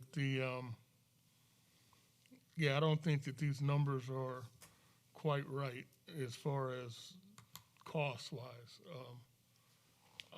We have we did a outdoor movie in the parking lot of Anchor Lanes a couple of weeks ago that the council supported. It cost $1,700. That was a 40-foot screen. I don't get why all of a sudden it's an $8,000 screen for, because it's being virtually broadcasting a band. I don't get that. I think we are, we're supposed to be social distancing and saving people, but people are still going to be going into the bars to watch this band. People are still going to, he said that they're going to be at Hemingway's. He said they're going to be at Hemingway's. Hemingway's doesn't have cars in Hemingway's. That's one of the locations to broadcast it. And I may have heard it wrong, but I know what I. Yeah, inside on their TVs, Hemingway's, and then Right. the Bistro is another one. Right, those places Where they have are to not- where they have to follow. There's people at Hemingway's right now. So I don't think they're changing the way that they do business. In Right. other words, it would still have social distancing. Well, my point is this, is that, when you have a live band, the whole idea of not doing a live orchestra is because people are gonna be not social distancing. People are still gonna get out the cars to go and get okra and stuff like that, so and they wear a mask and, We did the same venue with the movie. Where correct, people get popcorn. correct, and people wear masks, right? Put on a mask, yeah. So I don't get why live versus virtual is a better deal. But that's just my opinion, and y'all can have your own opinion. Is there any more comments or any more clarification points that y'all want to have? So at this point, I'd like to make a decision on going forward with the recommended virtual orchestra. Will the clerk read the roll?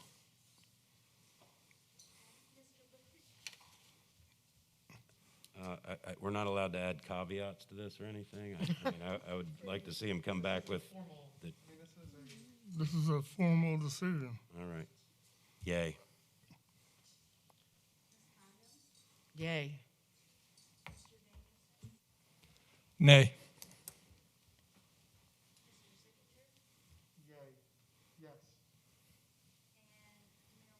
Nay. Okay.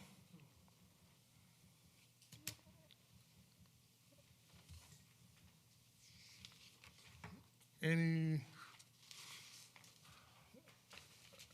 you want to add a caveat, Mr. Bush? Or? Okay. All right, thank you. Okay. Presentation by citizens. This is a point in time of the meeting where citizens can come up and make presentations to the council.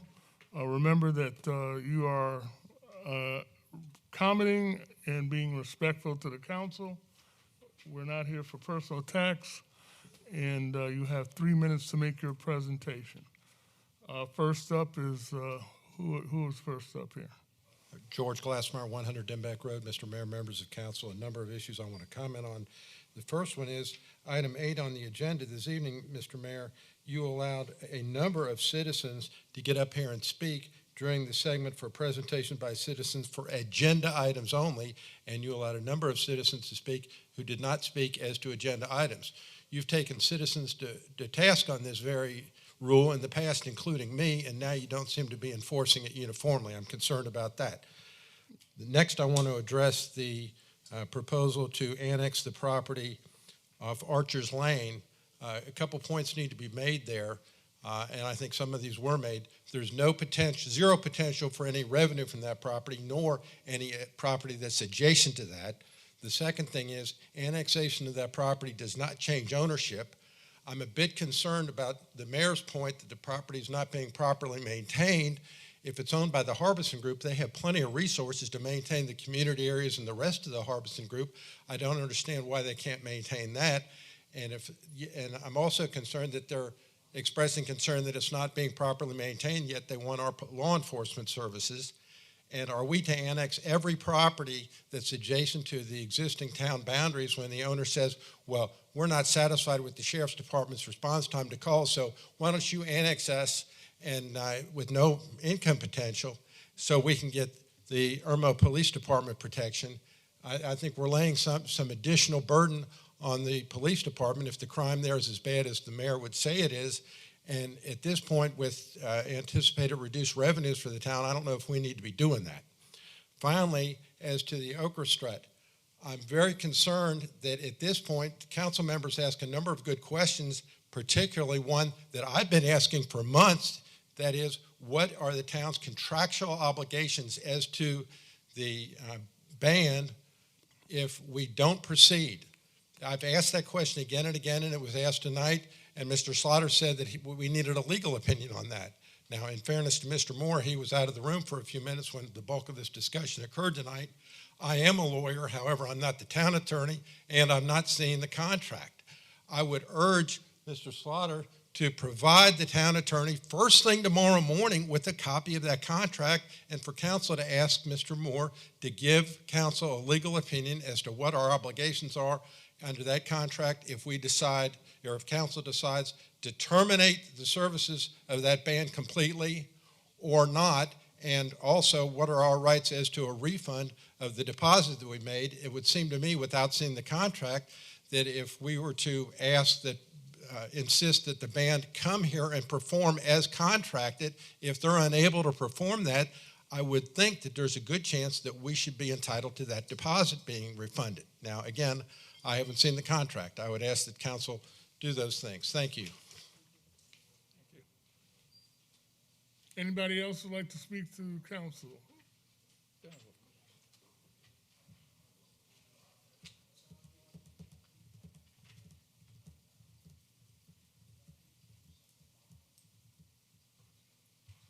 Good evening again, Council. This is Barbara Waldman again. I just wanted to bring an item of information to your attention and to the attention of the citizens of Irmo. At the August 10th board meeting of the District 5 School Board, there was a report given by Jenny Garris, the Director of Technology. She was telling the board and the people in attendance about some updates about technology that's going to be available in the district for students. One thing is that the Office of Regulatory Services, Act 142, will be providing hotspots to households that qualify for need-based.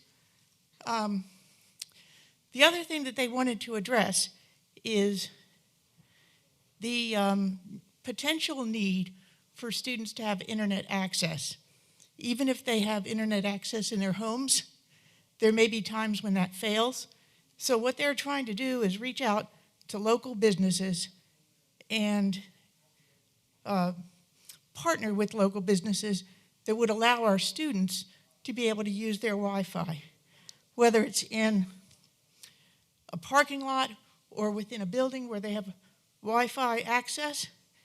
And so I just wanted to let anybody know that if you want to check on that, they have been posting information on the D5, the District 5 Technology Department under District 5 Wi-Fi Business Partners. And what I've been doing is trying to identify business partners in the Irmo area and connect them up with the district. So again, I just appreciate that if there are any businesses that might be interested in doing that, they can contact me, they can contact the district. Thank you. Ms. Waldman, I want to point out that we just had a meeting at Stars and Strikes, and they were interested in partnering with their facility. That's correct. Stars and Strikes, I have connected them up with Rachel Price at the district office. I don't know if they've worked out the details yet. Okay. But they have, potentially they have rooms inside that students could use, as well as parking spaces. Can you connect with Whit or Bob? Yes. And find out what the requirements are so that we can possibly provide that in our parks, in the town park, the gazebo. I think that would be an excellent idea if we could work out some partnership. The picnic shelters during the day.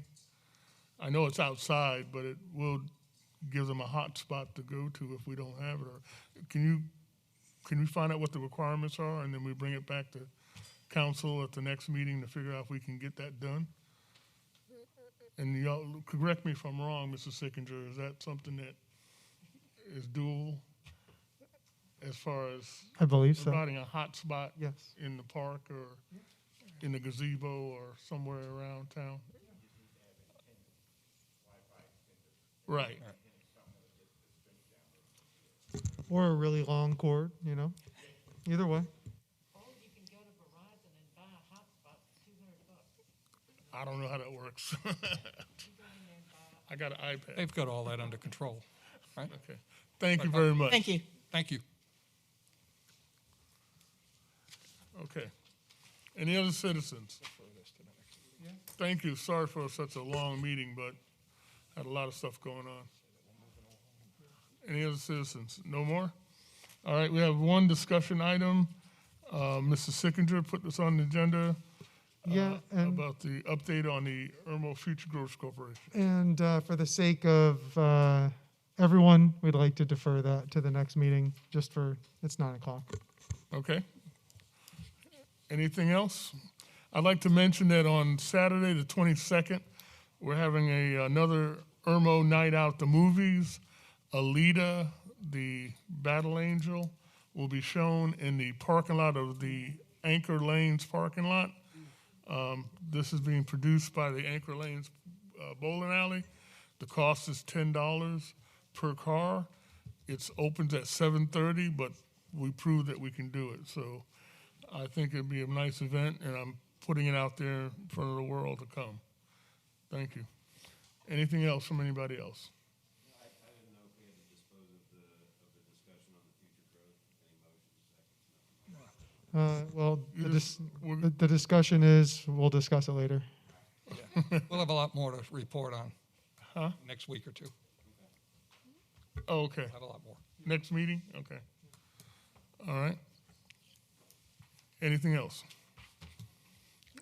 Okay. No executive session.